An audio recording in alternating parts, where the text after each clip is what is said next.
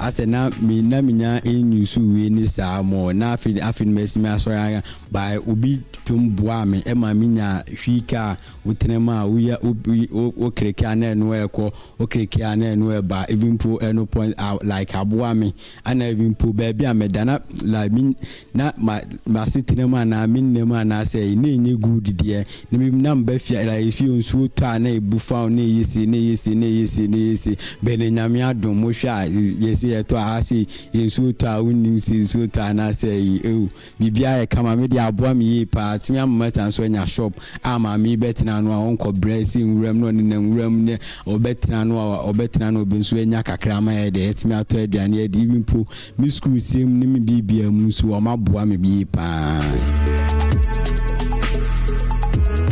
In a time when journalists are under attack, it is vital to remember the role they play in sharing the story.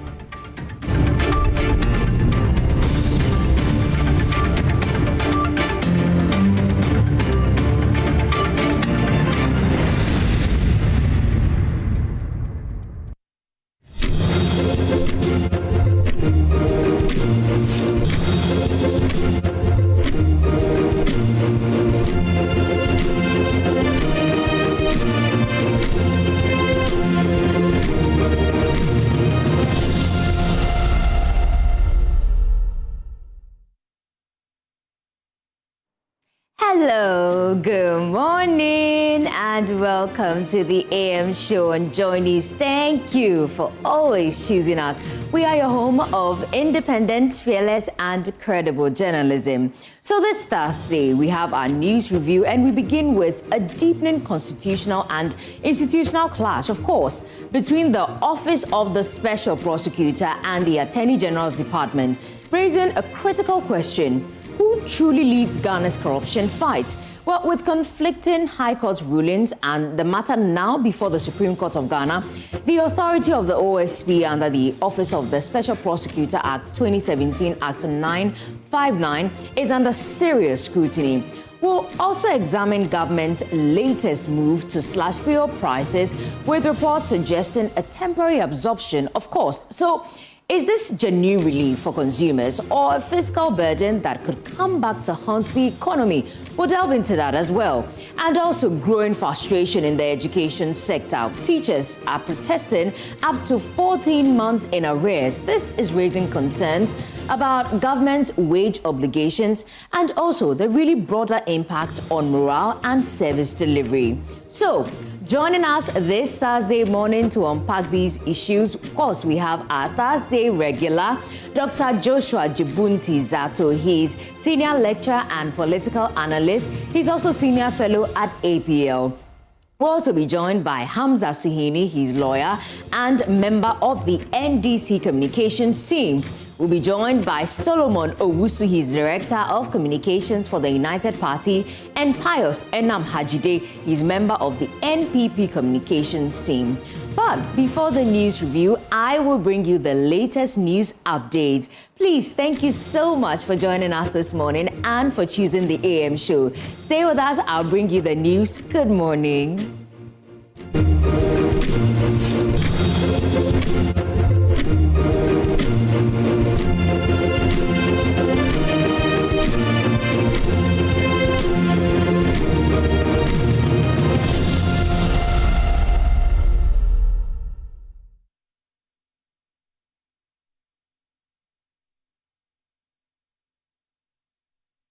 Welcome back. This is AM News. In our very first story, showing where power lies should not be the reason for political prosecution.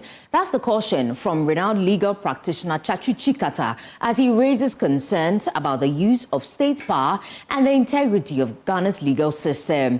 He made these remarks at an honorific lecture held in his honor by the UPSA Law School, where he's been recognized with a Lifetime Achievement Award. Emmanuel Sameni was at the event and has come through with this report. Lecture forms part of efforts by the UPSA Law School to honor individuals who have made significant contributions to Ghana's legal development. Mr. Chikata, a long-standing figure in Ghana's legal and academic space, has over the years played key roles in public service, legal advocacy, and legal education. Addressing the gathering, he cautioned against what he describes as a misuse of legal processes to assert authority.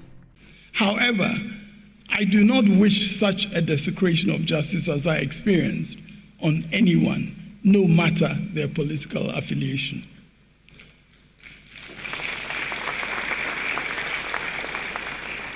I do not want to hear of the police going to a church on Sunday to arrest anyone when that person has gone to the police or to court whenever required to do so. In fact, political affiliation, settling political or personal scores, or wanting to show where power lies should not be the reason for criminal prosecution.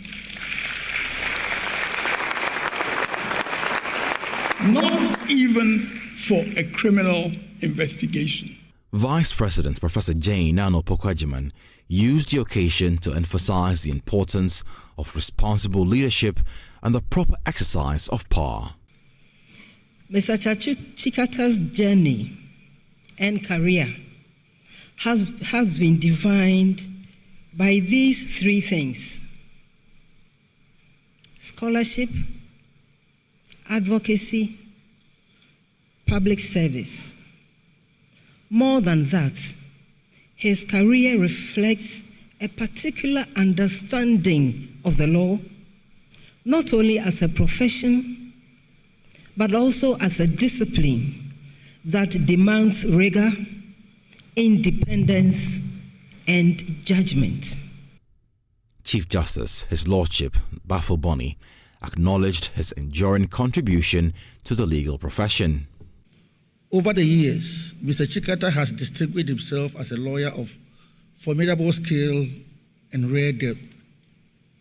His mastery of legal principles, his meticulous preparations, and his capacity to marshal complex arguments with clarity and precision have earned him the respect of the bench and the admiration of colleagues across generations. His submissions have frequently illuminated the deeper purposes of the law, reminding us that legal reasoning is at its finest when guided by principle and anchored in justice. The event brought together members of the legal fraternity, academia, and public life. serving not only as a celebration of a distinguished career, but also a moment of reflection on the role of law in shaping Ghana's democracy. Emmanuel Samani for Joy News. That saved a wretch like me.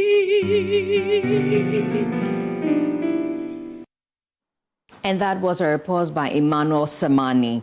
Well, moving on to our other story. As African countries strive to achieve full self-reliance, policy leaders are proposing the establishment of an African-led economic forum to help shape the continent's economic future and drive sustainable development. Former President John Agyeman-Rawlings is backing the initiative, calling for renewed drive toward African unity. He's urging leaders across the continent to connect, collaborate, and confront long-standing development challenges in a bid to strengthen Africa's competitiveness on the global stage. Michelle Lati reports.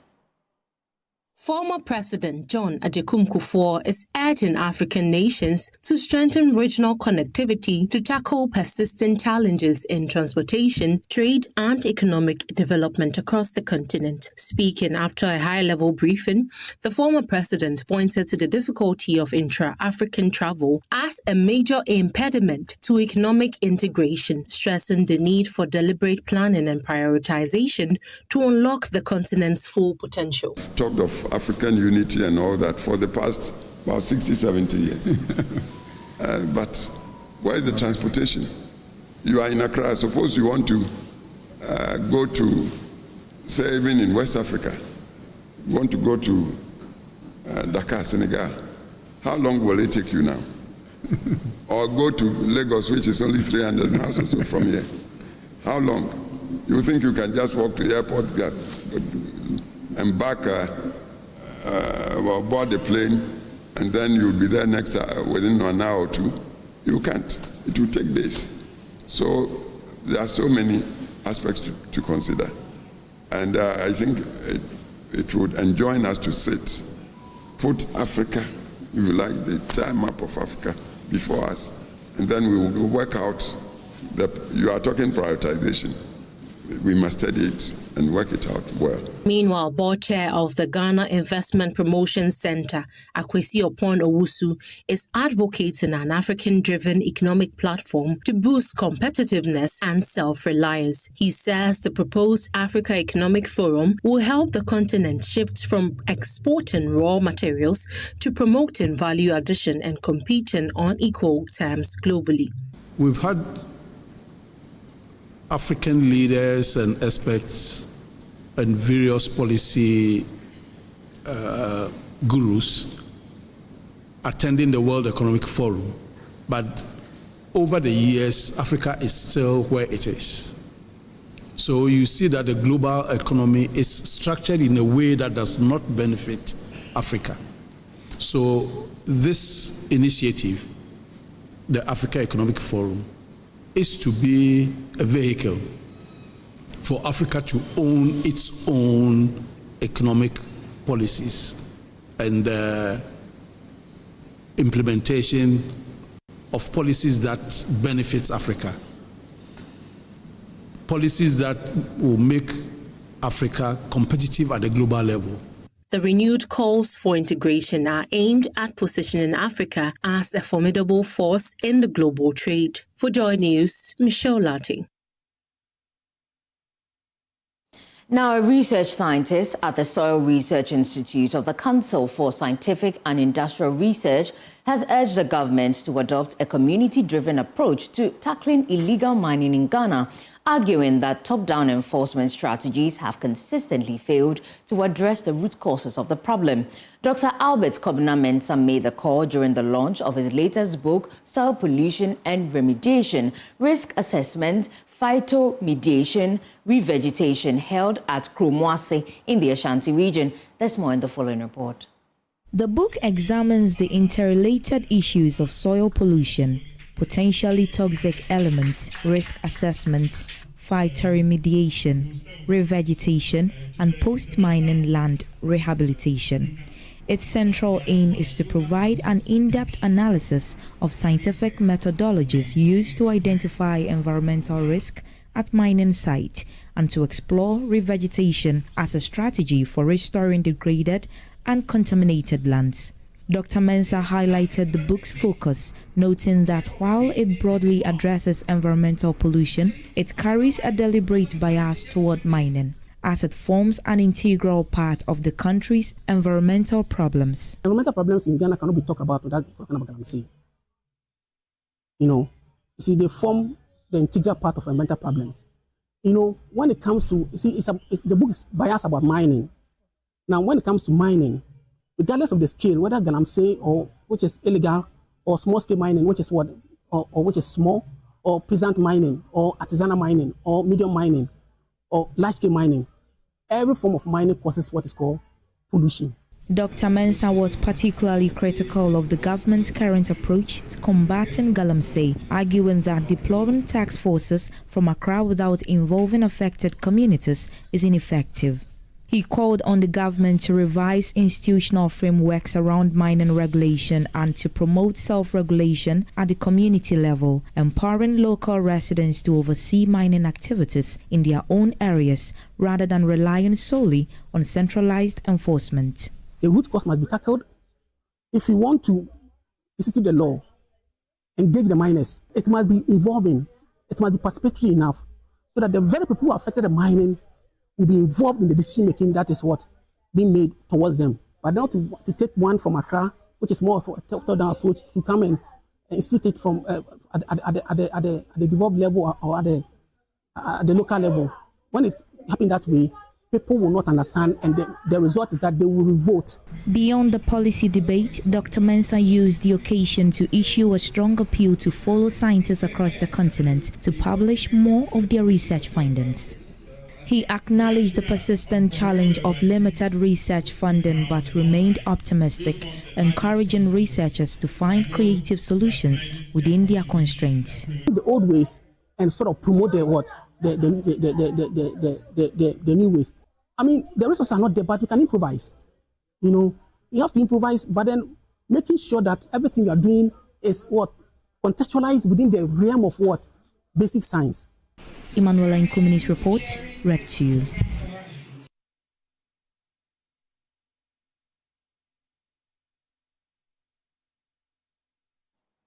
Wastewater can serve as an early warning system for detecting viruses, helping to curb the spread of infections before they reach hospitals. Building on lessons from the COVID-19 pandemic, the Gates Foundation is partnering with the Ghana Health Service, Kwame Nkrumah University of Science and Technology, and other universities to reduce delays in virus detection through wastewater surveillance. By tracking signals in wastewater, public health authorities can anticipate trends and act quickly to prevent widespread transmission. More in the following report.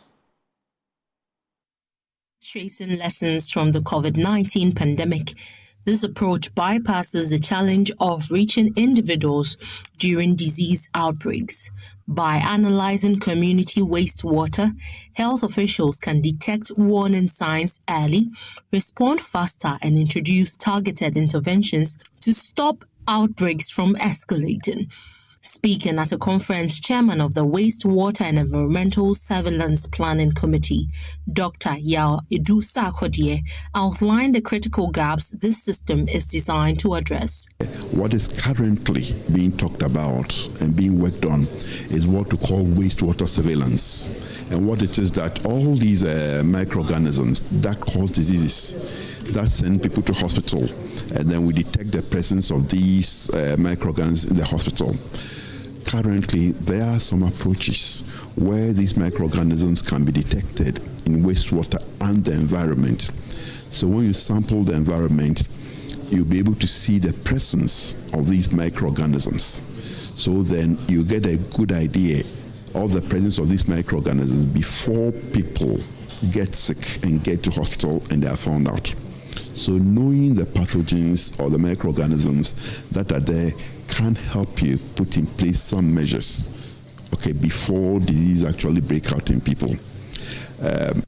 a senior lecturer at Kwame Nkrumah University of Science and Technology and a member of the Wastewater and Environmental Surveillance Planning Committee, Dr. Michael Owusu highlighted the direct benefits this initiative will bring to Ghanaians. This will be very beneficial to Ghana. The wastewater is able to identify possible pathogens about 3 weeks before they occur. So once you are able to know that in a certain community that shared their waste into a certain stream, you are seeing traces of a particular pathogen, then you call on the Public Health Division of the Ghana Health Service to now go to that community, follow people out, and identify them. As communities continue to confront emerging health threats, wastewater surveillance stands out as a practical and forward-looking solution, one that protects lives by staying a step ahead of outbreaks. For Joy News, Mavis Kabuko's report read to you. Let's talk about climate change because it's affecting communities across the country. Yet, many still struggle to explain it clearly. Turning complex issues into simple, everyday stories remains a challenge. A collaboration powered by the Africa Climate Collaborative at the University of Ghana, CDKN Ghana, Joy News Research Desk and YEFL Ghana is stepping in to bridge that gap, equipping young people with the skills to tell climate stories that connect. My colleague Maxwell Aklobeto, a youth climate reporter, has more in the following report. Climate change is no longer distant. It's here in our communities, but still hard to tell clearly. That's where the Youth Climate Reporters program comes in, training young voices in climate storytelling, media content creation, and advocacy. According to CDKN's country engagement lead, Dr. Prince Ansah, young people are the best placed to lead the charge with their creative and innovative abilities. The Youth Climate Reporters program was set up to be able to train young people across the country for them to be able to tell community stories, stories that matter, stories of impact, the climate angles of day-to-day activities of various communities. The reason that young people are main targets are number one, young people are the future. So if there's going to be any concrete climate action that is supposed to be done, it will start from the young people. They always say that the older people have already made up their minds about, how they will live their day-to-day and how things should operate. However, the young ones coming up, they are the ones going to take different positions and be the change makers for the future. The 3-day training program brought together young participants, equipping them with skills to craft sharp, compelling, community-based climate stories grounded in real people, real places, and real impact. Participants say the experience has reshaped their understanding of climate issues, shifting it from abstract concepts, urgent everyday realities. I actually did have some level of knowledge, but very less understanding of the knowledge I came here with. But it's been very insightful. I've been taught the easiest way to understand climate change possible, and I've also been given some toolkits on basically how to go about climate reporting. It was really insightful. The conference was great. We really learned a lot. At first, I only knew climate to be related to weather, but I didn't know that our daily activities also contribute to the climate. It affects the climate and then how it reacts. I came to meet something beyond my expectation. Climate change is no longer tomorrow's problem, it's today's reality. And with voices like this, the story is only getting louder, sharper, and closer to home. For Joy News, I'm Maxwell Aklobeto, a fellow of the Youth Climate Reporters program.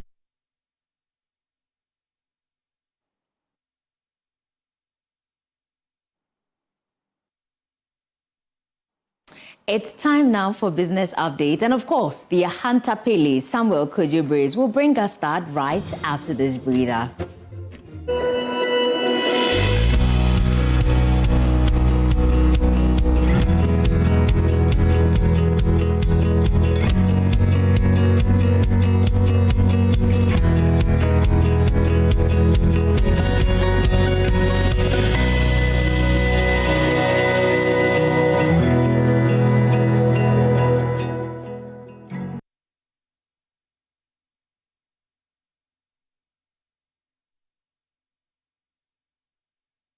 As with business updates now, and the Chamber of Petroleum Consumers, COPEC, has welcomed government's decision to absorb 2 Ghana cedis per litre on diesel and 36 pesos per litre on petrol, describing the intervention as timely relief for consumers.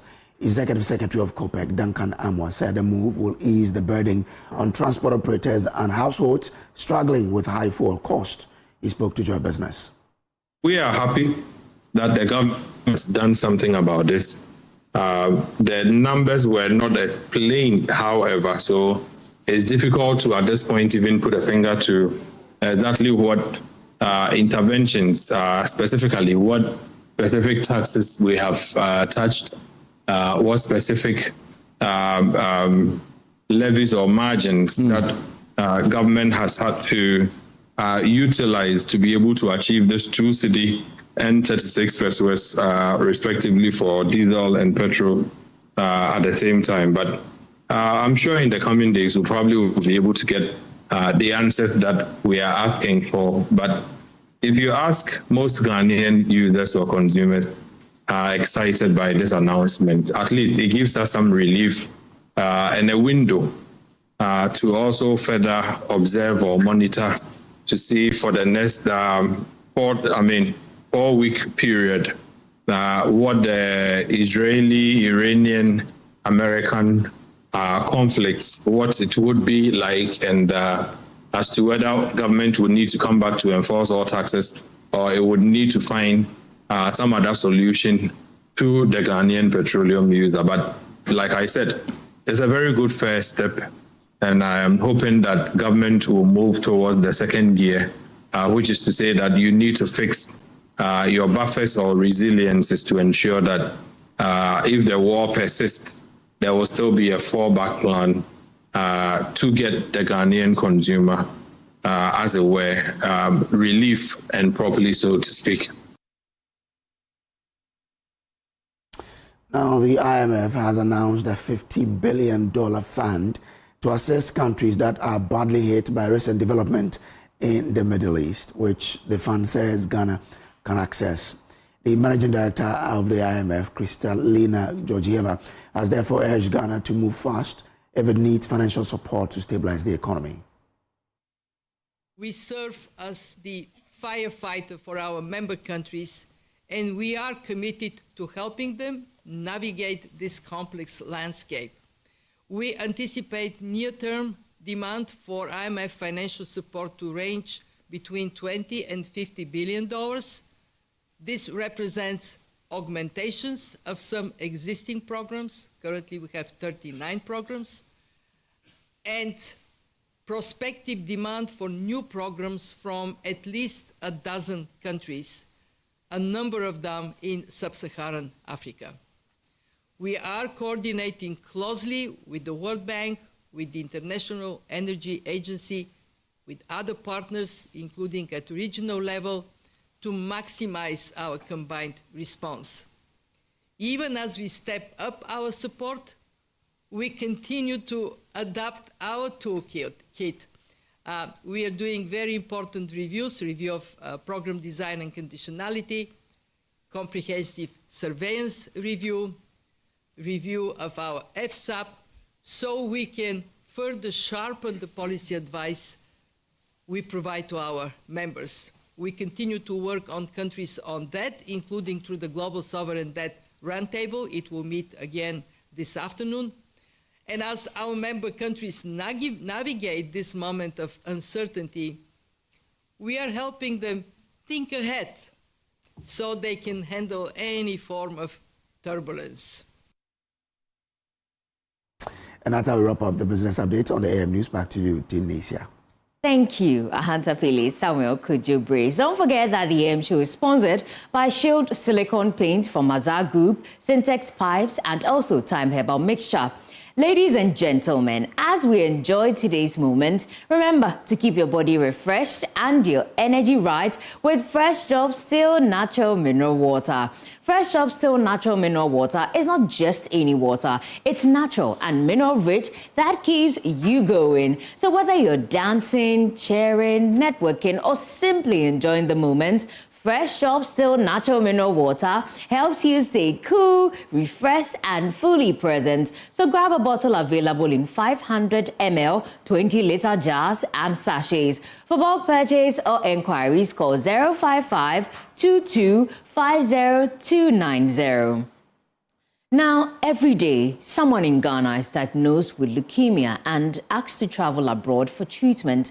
This must stop. Join Build Ghana's first Center for Hematology and Clinical Genetics donates to the Leukemia Project Foundation via Stanbic Bank, Silver Star Airport City. The city account is 9040-0043 56815.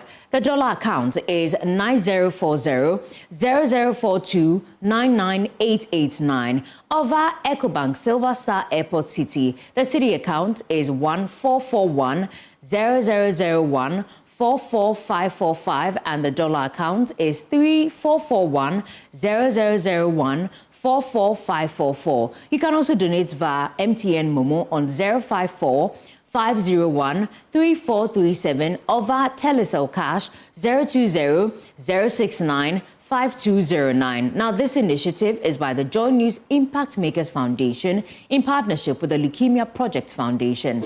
And that's it for the AM News. My name is Denisia Poma-Eje. For more news, please do log on to myjoyonline.com. Up next is sports. Enjoy the rest of the show. Have a lovely day.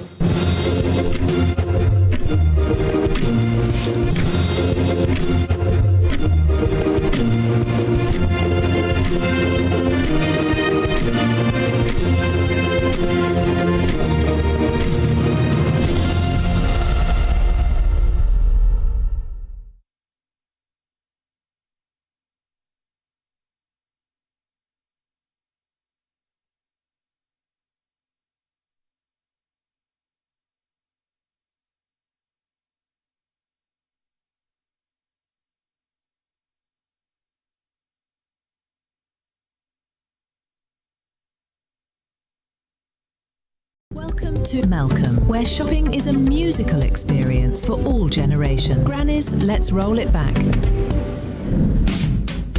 Malcolm got now we did for you. Malcolm's got it all for me and you. Life made so easy, lemon squeezy, shopping made easy. Sometimes money day, sometimes some way out of pocket. Malcolm season. The price is right. The price is right. The price is nice. The price is nice. Fresh with the vibes, unbeatable. Do the price they fly. Do the price they fly. Your number one stop shop, number one. Your number one stop shop, Malcolm. Malcolm got now we did for you. Malcolm's got it all for me and you. No matter the generation you belong to, Malcolm is where Ghana shops.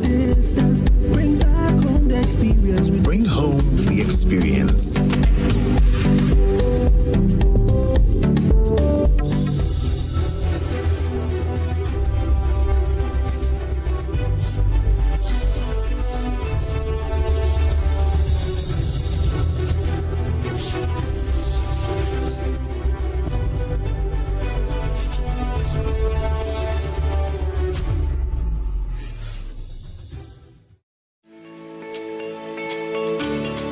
Shield silicone paint repels water, dispels water vapor, is washable, self-cleaning, and durable.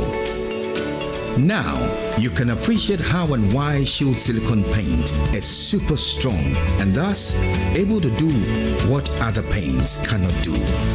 Shield silicone paint from Azar Group since 1921.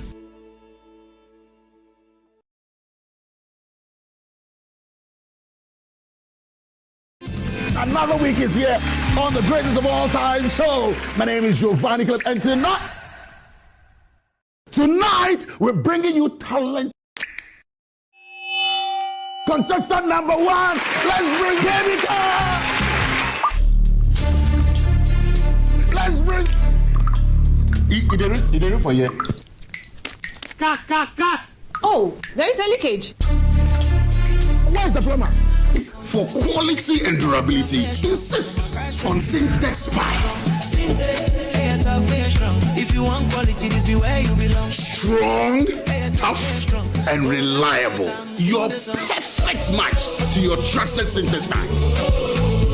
Syntheside, it they carry water, no wahala. Syntheside, it they make water they flow. Syntex, and you're strong and you're tough.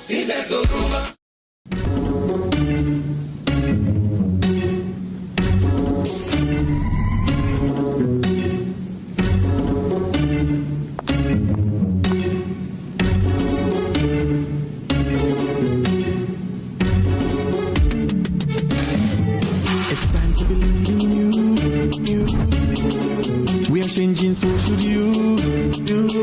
If you're dreaming, don't be afraid. I'm in the valleys. Keep your head up high. Dare to dream with Puma drinks. Puma. Yeah, believe it, you can achieve. Puma. Oh yeah, clap your hands for the whole new vibe. Make we set the oh yeah, come alive. Let me hear you.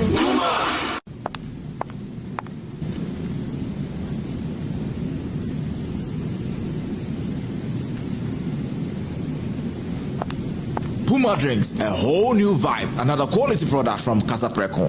This advert is FDA approved.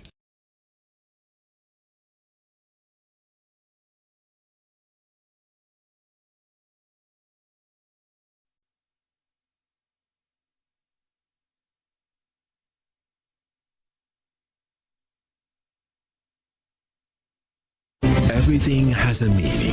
For every story, there are many versions of what is true. What we need to do is guarantee that kids will get an education. Go to Finland, go to everywhere else. The state that has not paid for people to go to boarding schools. Every opinion can be debated. The political construct of the national interest can be interrogated, but some facts are hidden in the depths of interpretation. The cost of the land at Emperor Residential, which government has just bought for them, but they are waiting for the construction of the ambassador's residence. You need to add that as well. The relocation of the judges, the cost of the construction of a permanent bungalow, then passport office. It costs us 10 million Ghana cedis to relocate the passport office. So why is government not coming clean? So we check the facts, raise the standards of intellectual discourse, and present the issues on the altar of unbiased scrutiny. This altar is Newsfile, your most authoritative news analysis program. We must practice independent, credible, and fearless journalism. Newsfile with Samson Ladia Yenini.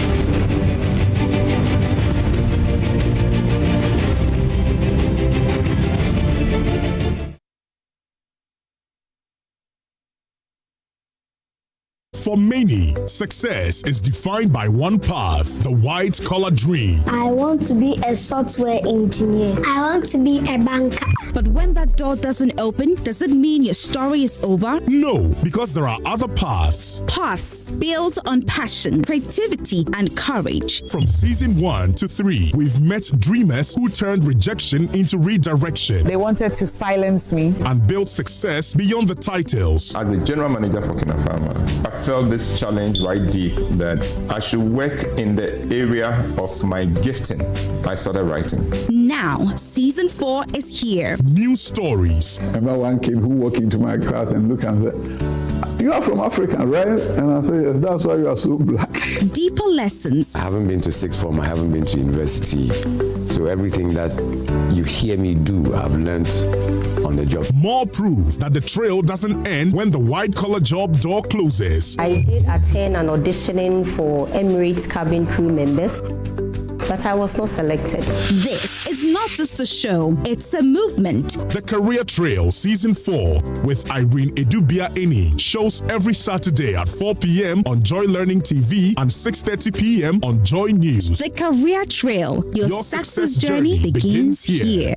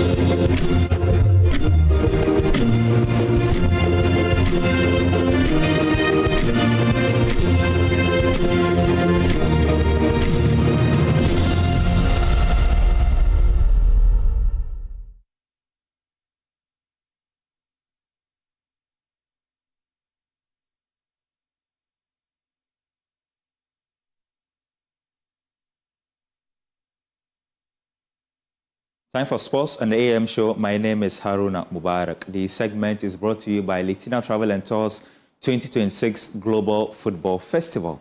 Litina Travels is taking Team Ghana to the World Cup in America, Canada, and Mexico.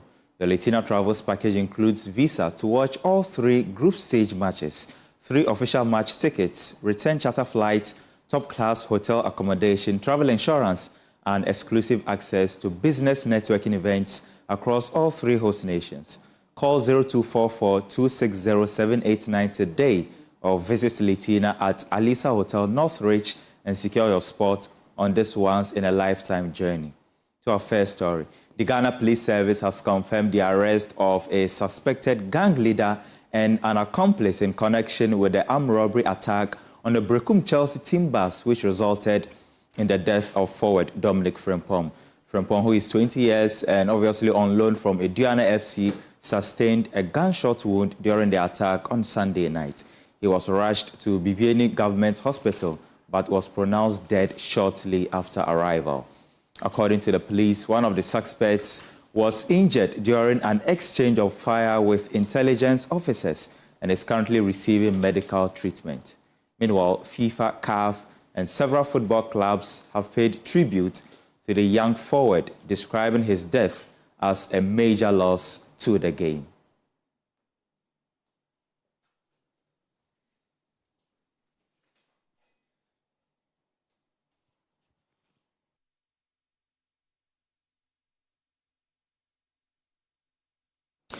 Now, Asante Kotoko have apologized to their supporters for their disappointing performances and vowed to appoint a competent head coach. The Porcupines are on a poor run of form with 2 wins from 8 matches, which has seen them drop to 5th on the Ghana Premier League table. Steven Zando has more. So this statement was necessitated by aggrieved Asante Kotoko fans who registered their displeasure last Sunday at the TNA Park. Some of these fans feel, the club is headed in the wrong direction, especially from the technical department. The fact of the matter is that Prince Yawusu, the interim coach of Asante Kotoko, has not been up to the task together with the current technical team because, since Zito left the scene, the Porcupine Warriors have played 8 matches and they've gathered just 8 points. 8 from a possible 24 points. That's not good enough for a big club like Asante Kotoko. They've won just 2 matches, they've played 2 drawn games, and they've lost 4.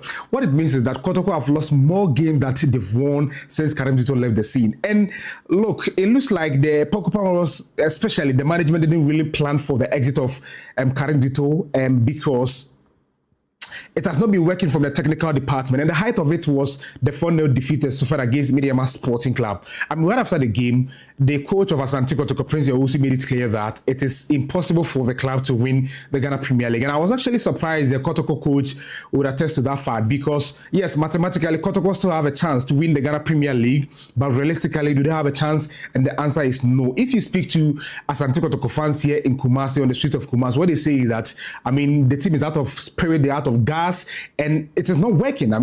All the players are not even playing at their utmost best, and they feel Prince Yawusu is not a man to see the face of Asante Kotoko, for which reason the players are not even playing to their full capacity. So, it's been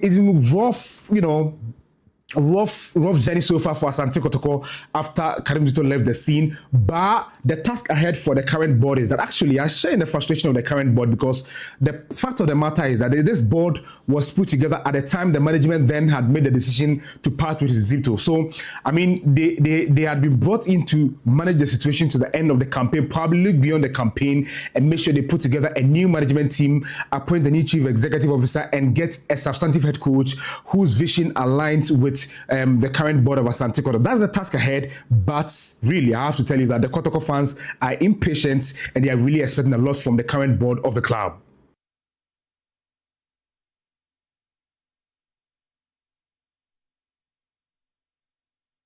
Now, the Ghana Football Association has taken another step in strengthening its football development structures with the presentation of 5 vehicles under the FIFA Forward program to key operational units. The latest allocation covers 2 regional football associations, the Technical Directorate and the Ghana Man Soccer Center of Excellence. There's more in this report. As part of efforts to strengthen grassroots football, the Ghana Football Association, through the FIFA Forward program, presented 4 additional vehicles to each regional associations to make operations easier.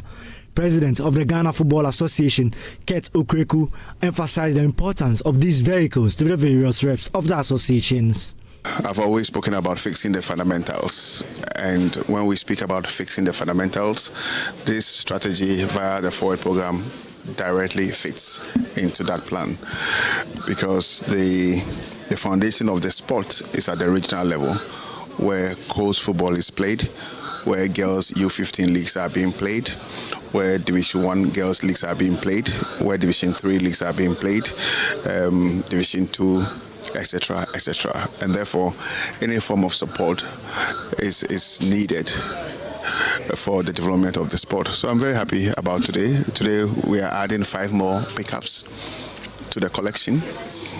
This tells you that the FA is very much committed in meeting the needs of not only our members but our constituent bodies. Greater Accra Regional Football Association Chairman Samuel Abuebi, a rep and a beneficiary of the FIFA Forward vehicle, highlighted the importance it is for them to be part of the initiative. Greater Accra is huge, it's big.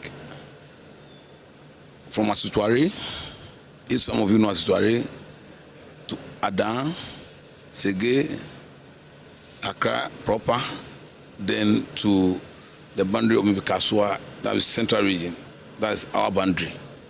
And when you look at it, we need something that will let them be mobile. You have to move, because you cannot be at your office always and be using telephone to run football. Sometimes you have to go and meet them physically and address their challenges. So I think it will enhance our job. Another recipient of the vehicle, Alhaji Abu Alasan Araizo, believes it is a step in the right direction for Ghana football. In Northern Region, I have about 26 district football associations I have to supervise. And if you look at the distances between most of the districts, from Pandai to Bole, it's almost like from Accra to Tamale, Accra to Kumasi, for example. That is the way it looks like. Northern region covers about 1/3 of the landmass of Ghana, and that is exactly how you are expected to move as a regional football association chairman to supervise grassroots football at the various places. So beyond logistics, transport is very, very key. To the Champions League now, Bayern Munich completed the double over Real Madrid after a 4-3 victory at the Allianz Arena last night. The German side progressed 6-4 on aggregate to set up a semi-final tie against PSG. Highlights for you. Bayern Munich 2, Real Madrid 1 from the first leg. And now for the European Classico Part 2. Bayern are unchanged from last week with Serge Gnabry past fit to play. 4 changes Madrid, including the return of Jude Bellingham to start. Aurelien Tchouameni is out serving a 1-match ban. These are the semi-final fixtures in the Champions League. So PSG, they come up against Bayern Munich.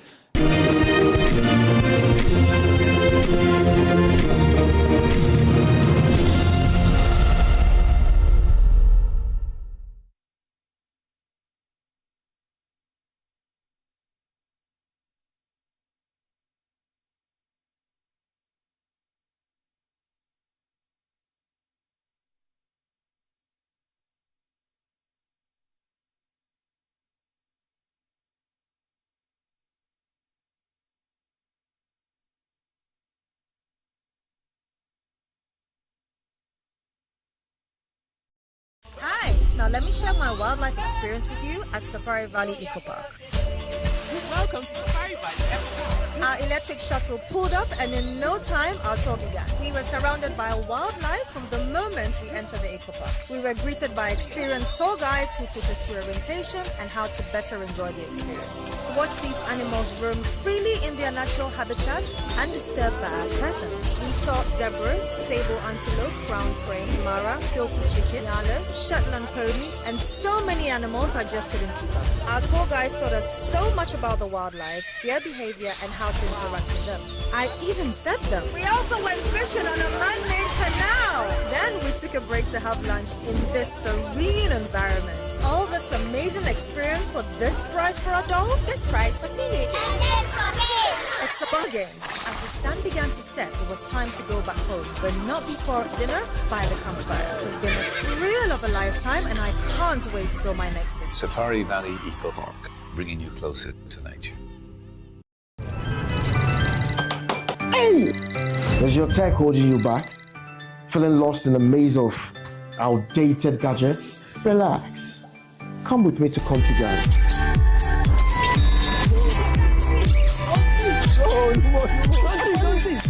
Don't magic. Now I've been international fashion designer. No more pencil than talk matter beer. Configure. Class in boy. Oh, number one.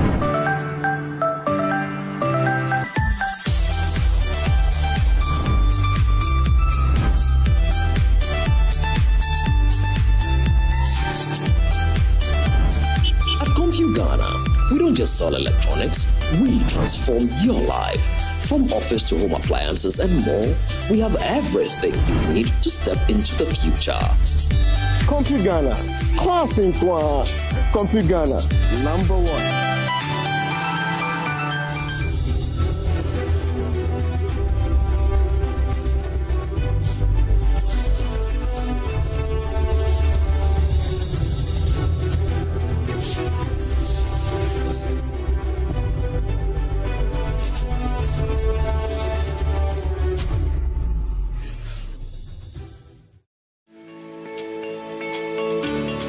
Shield silicone paint repels water, dispels water vapor, is washable, self-cleaning, and durable. Now, you can appreciate how and why Shield silicone paint is super strong and thus able to do what other paints cannot do. Shield silicone paint from Azar Group since 1921.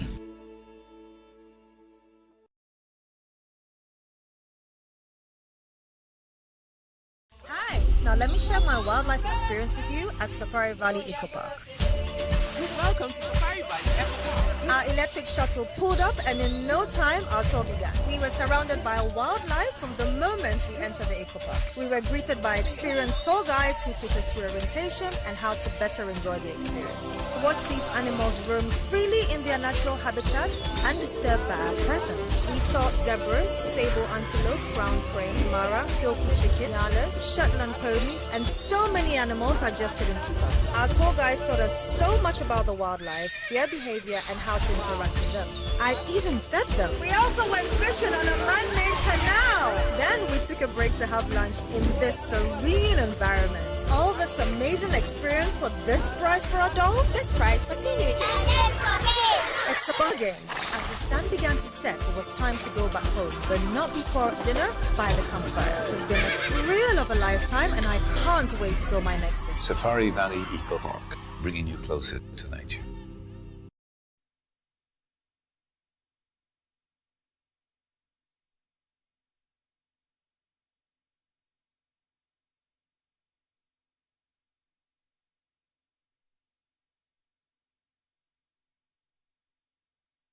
From farm to plate, do you really know what you're eating? Any glitch in the circuit of the food chain can change the price and size of what you eat.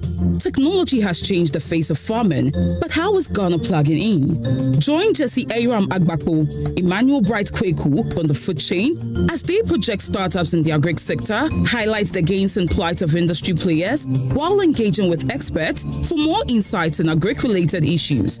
Food chain, everything agriculture and more, as during the Joy Business Report every Thursday at 1 p.m. on Joy FM and every Saturday at 6 p.m. on the Joy News channel, with a repeat on Tuesdays at 2:30 p.m.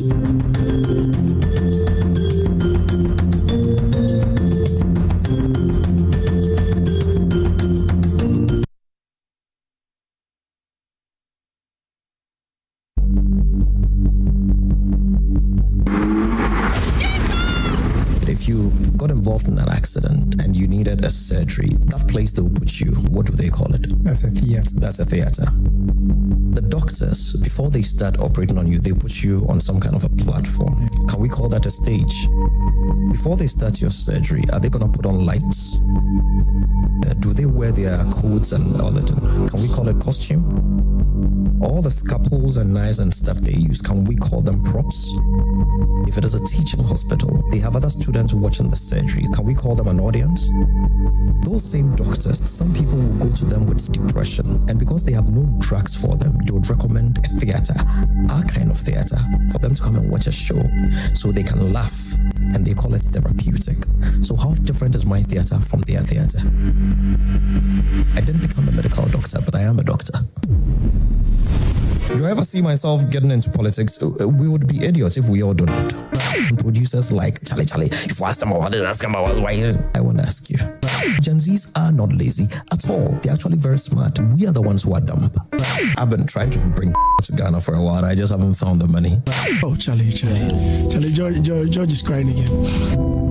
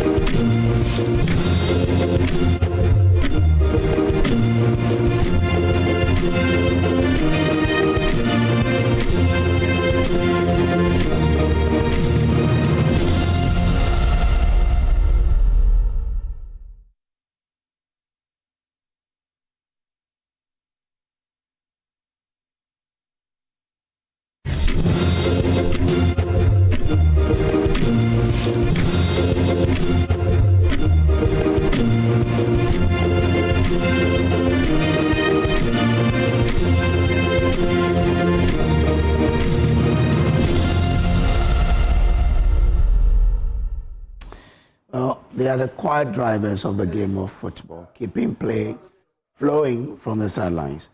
Being selected as a ball boy is a privilege, bringing them closer to the football they love. My colleague Emmanuel Jivenu was at the Tamale Sports Stadium speaking to some ball boys determined to one day step onto the pitch as professionals.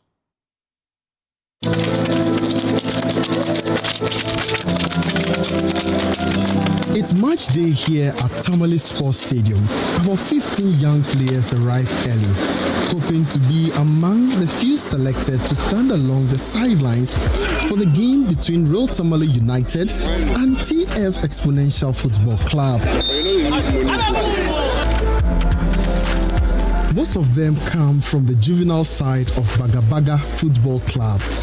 Serving as ball boy is often seen as a privilege, giving them direct exposure to senior level football. For these young talents, it is part of a journey towards one day playing professionally. My name is Yaya Fais, and I come from Sanaru. When I came here, when they play ball out, I'll pick the ball. The ball is lying down, I'll give it to them and come and cut the ball they play out and go back and sit down. Being at the stadium gives Yaya constant exposure to professional football. He studies how players control the ball, make decisions, and position themselves on the pitch. He then takes what he learns back to his own training sessions. When I sit, I'll concentrate on the ball. When I concentrate, I'll see the way they are playing. When I go to train, I'll play like that. When I come here, I'll learn the way they control ball, and the way they chase ball, the way they head ball, and others. Many of them train and work as ball boys wearing boots that are no longer in good condition. Basic football equipment is not always easy for them to afford. Some parents don't have reach, don't have much. So boot and the football jerseys, this is important to have it, but most of them they don't have it. So it is challenges. But if you come to training, you look like a player. You look like a player. And so the challenges boots and jerseys for training. I'm a ball boy. I come here when the ball is out. I'll pick it and give it to them. When the ball is out again, I'll pick it and put it on the markers. I do that because I want to play like them. For Sharif, Yaya, and many others, the stadium provides lessons and inspiration. Their coach believes that exposure to senior players is key to shaping in their future in football. Yes, they have talent, very talent, but in terms of support is not there. He will learn from the seniors. He will learn and then behaving. And this guy, he watching everybody. So after the match, when you ask him, he will tell you. When I watch, I'll copy some in my head. When I go to the park, and I'll do some. If I can do it, I'll do it. Because when you play, a rich man saw you. We send you to the place where the ball comes from. Then we play it. When you play, they will now start paying you. These boys spend every match day very close to the game they love. They chase balls, quickly return them to the field, and watch their role models up close. But when we spoke to them earlier, most of them wear torn boots, some barely holding up. But today we decided to do something small but meaningful, because sometimes all a dream needs is a pair of boots. I want you to try if this will go.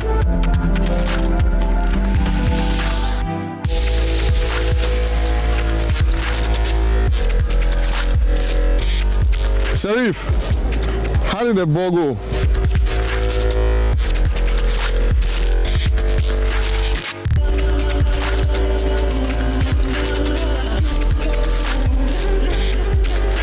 Some of the world's biggest stars, including Messi, Neymar, and Harry Kane, once stood on the sidelines as ball boys before rising to stardom.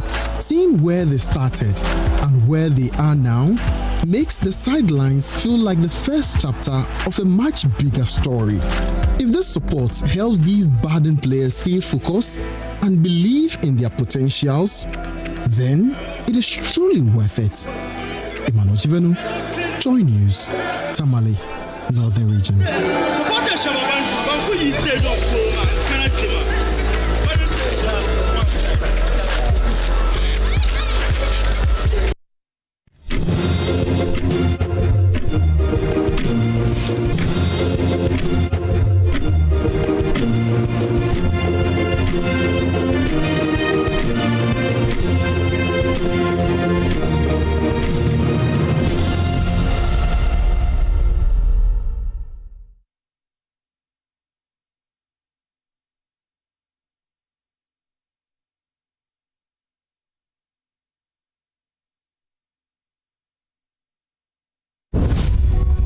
Overweight is not normal, but it's becoming normalized.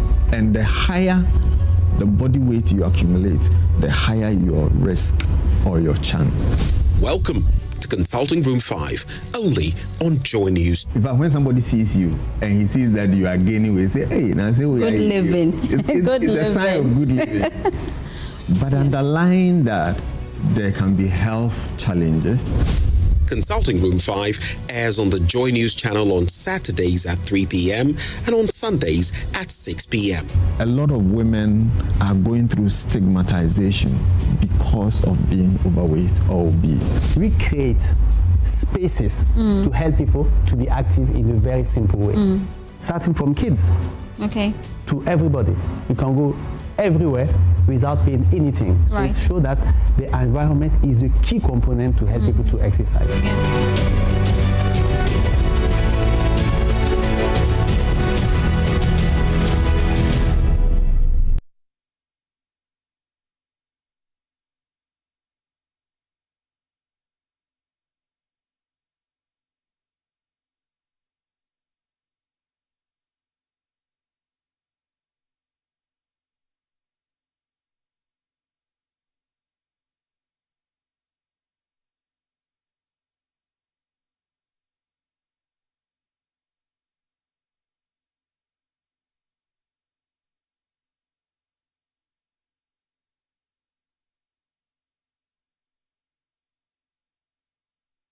Everything has a meaning. For every story, there are many versions of what is true. What we need to do is guarantee that kids will get an education. Go to Finland, go to everywhere else. The state that does not pay for people to go to boarding schools. Every opinion can be debated. The political construct of the national interest can be interrogated, but some facts are hidden in the depths of interpretation. The cost of the land at Emperor Residential, which government has just bought for them, but they are waiting for the construction of the ambassador's residence. You need to add that as well. The relocation of the judges, the cost of the construction of a permanent bungalow, then passport office. It costs us 10 million Ghana cedis to relocate the passport office. So why is government not coming clean? So we check the facts, raise the standards of intellectual discourse, and present the issues on the altar of unbiased scrutiny. This altar is Newsfile, your most authoritative news analysis program. We must practice independent, credible, and fearless journalism. Newsfile with Samson Ladia Yenene.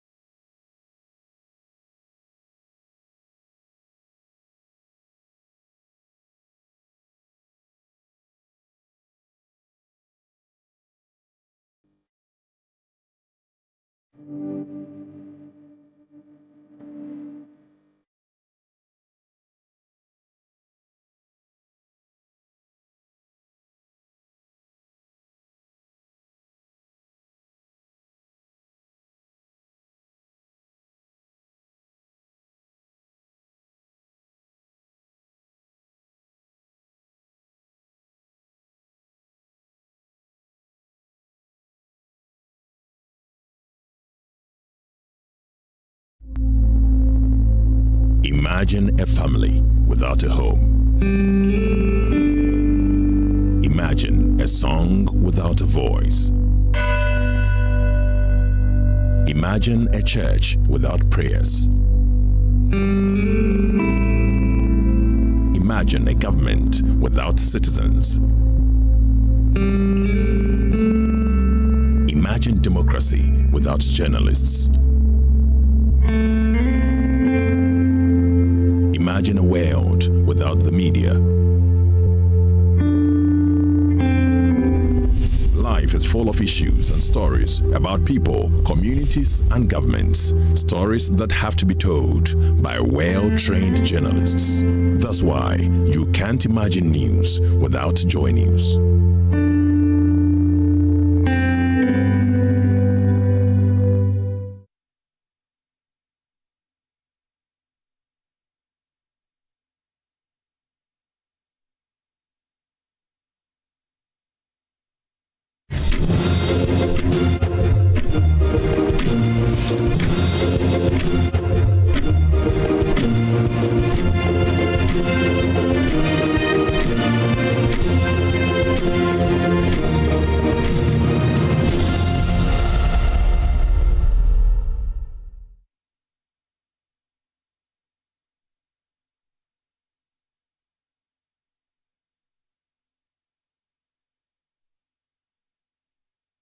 Hello, thank you once again for choosing us. This is the AM show. So this morning, have you started seeing the decrease in prices at the pump yet? If you haven't, look carefully. Let me know. But as well, is the OSP's office under siege? We'll find some answers to that. And why aren't the teachers being paid? But before we get into all of that, the Ahanta Pele, looking all nice, is by the wall to bring us what's in front of the newspapers. You look really nice. Designer. Yeah. Spark by Abby. Abby. Yes. Spark by Abby. Yeah. You have to go to her for some designs. I agree. Anyway, let's get into the paper. Start with the Daily Graphic. Now, this is for all of us. President charges Ghanaians to lead healthy lifestyles, launches free primary health care program. And I love how another paper puts it. It says, stop eating fufu and banku at night. That's simple. I think we understand that language better.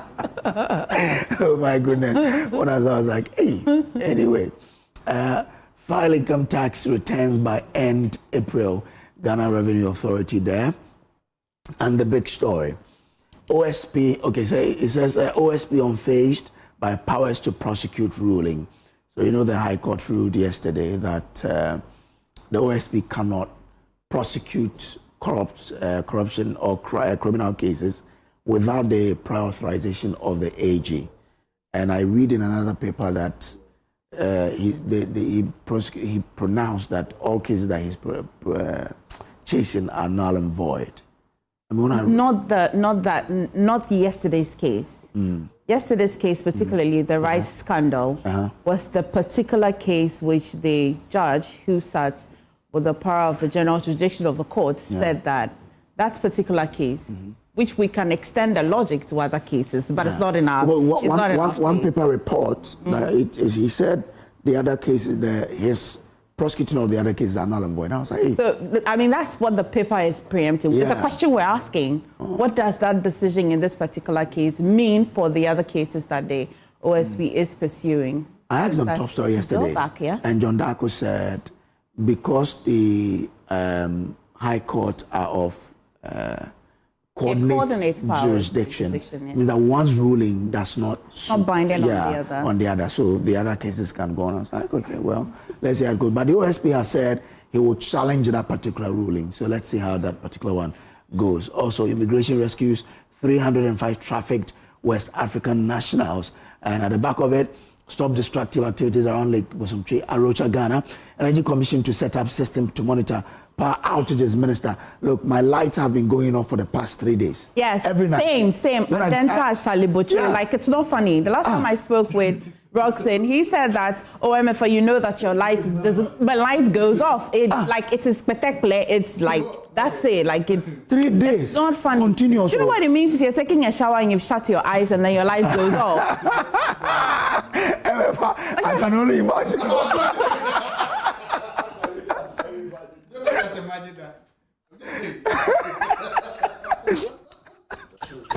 What's the matter?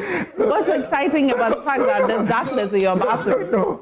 So, would you have a standby water? I directed you to a particular thing to imagine. I don't know what on earth you are imagining. No. Do you have a standby water? But how am I gonna? If your polytank is on the pumping machine, that's it for you. There's soap in your eyes. No water will flow. Honestly. I get it. Yeah. I'm only saying that when that happens and you don't have water with you in the bath, you have to find your way to the fridge for cold water. That's what I'm saying. So I can only imagine you gallivanting around. I'm gallivanting. It's okay. Go to the next. Stop imagining. Go to the other case. Okay. Let's do other papers here. Okay, Yao would have to help me here. Yao, okay, let's do other papers. But there's one paper is reporting a very sad story. Okay. About a 4-year-old girl who was defiled in Kumasi. Maybe once this is working, let me go there, we'll get there. But Chronicle, final nail in OSP's coffin. Anti-corruption body stripped of prosecutorial powers, but Ejabin vows Supreme Court battle. Traditional priests gripe over revocation of Magdan aviation license. And I remember this story. They have petitioned President Mahama to look at this. And they say that if the president fails to heed to their petition, they will then give everything to the gods to handle for them. So when humans fail, they will go to the gods to handle it. It's on the Magdan aviation. They revoked his license to operate that private jets. Yes. Yeah, terminal at the Kotoko. Yes. Yeah, okay. And then what the traditional? They are saying that President Mahama should look at it and return the license to the guy. I mean, give permission for the guy to operate it. Otherwise, they will give it to their gods to handle the matter for them. So that is what they are saying here. And Emefa, I can see it now. It's for the scripture. So the scripture, read for me. By all means, shall I read it for you? Yeah, read it for me. Micah 2:1. Woe to those who scheme iniquity, who work out evil on their beds. Okay. When morning comes, they do it, for it's in the power of their hands. What is Chronicle trying to tell us? It's your job to tell us what Chronicle is trying to say. Is it on the big story? Exactly, yes. Look at it. Woe to those who scheme iniquity. No, look at this one. Final nail in OSP's coffin. Okay. Now read it. Micah 2:1. Woe to those who scheme iniquity, who work out evil on their beds. When morning comes, they do it, for it's in the power of their hands. Okay. Interesting. Let's leave it there. No, we'll leave it there. You can see it. Now, he says that some people plan, right? Mm-hmm. And then when the morning comes, they do what? They do it. And then the paper is also reporting final nail in OSP's coffin. You know that for some time now, there have been discussions about some schemes to deal with exactly. Now, and then the paper also says, because of this ruling, it says that's the final nail in the coffin, you know. And it is saying that those who plan in the morning, they do what? They do it. That's what the paper is trying to say here. Let's please start a bus church in a bus. Oh, yes. Okay, you and myself, we can do that. Pratt slams Reform UK visa threat on reparations. Mahama says, he says non-communicable diseases driving Ghana's health crisis. Why Angola's debt to Cuba is unfinished. That will be an interesting read. Government cuts fuel prices to cushion Ghanaians against rising petroleum prices due to U.S.-Israeli war on Iran. High Court orders AG to take over OSP prosecutions. Daily Gist, Samia Oku invokes RTI law to probe MV Sankofa drug saga. This is not what we spoke about yesterday. That maybe, okay, you have it. I don't know if you can Daily Gist, just to help people understand what this is all about, because yesterday we brought a different story on this particular matter. Shraj probes Atofo-Addo. It's also a story in the Daily Gist. Drama in court as Baba Amando caged over Facebook post. Over ex gratia payment. Okay, that's Atofo-Addo's one. Shraj probes Atofo-Addo over ex gratia payment, and feeder petitions CJ over judges' conduct in RNAQ divorce case, and sack ECG engineers over Ashanti Region Dumso NDC chairman. Former CID boss storms court with defamation suit. But it's the same story, except that the Daily Gist is actually saying that it has required an RTI. Okay. But yesterday we said that he had withdrawn that request. So yes. Yeah. I mean, it lies on him to then confirm whether or not he has withdrawn the RTI or not. Okay. Yeah. All right then. So that particular case, I'm not sure I have the paper, but a young girl, 4-year-old, was rushed to the hospital. The mother thought that she was having diarrhea. When they got to the hospital and on examination, they saw that she had been defiled both in the paper says the front. Let me use the front. Okay. The front and the back, both. And the girl, 4-year-old, gave up the ghost. Yes. Where? Kumasi. And police were invited into the case. It's a very sad. What is so sexual about a 4-year-old? Exactly. A very, very sad one. It's so sexual. And when I saw the girl, the picture of the girl lying there, I was like, 4-year-old girl. Who can do that to that young girl? What about the girl? Now that she's passed, will she be able to tell who? Exactly, she can't. So whoever did that, you should look at within yourself and tell yourself, I don't even deserve to live. How would you kill?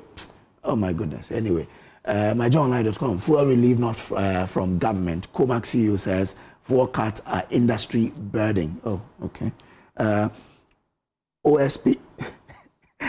OSP has grounds to appeal High Court decision on prosecutorial powers. Professor P.J. Tia says Bawumia is the most prepared and best leader for Ghana beyond 2028, Abu Janapor says.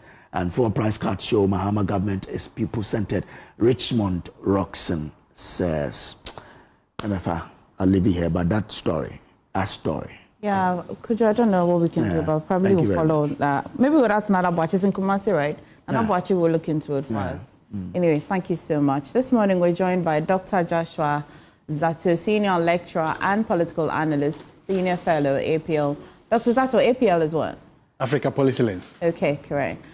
Solomon Owusu is Director of Communications, United Party.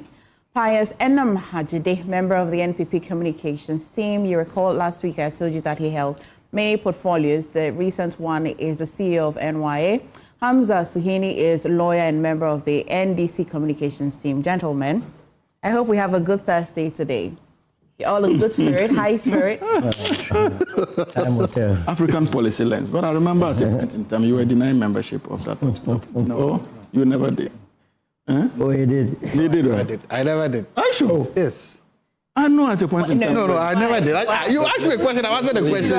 You're saying... I never did. This is his title. Why? No, I just wanted to be... No. It was... That's as he was... No, we were somewhere and Solo was doing mischief.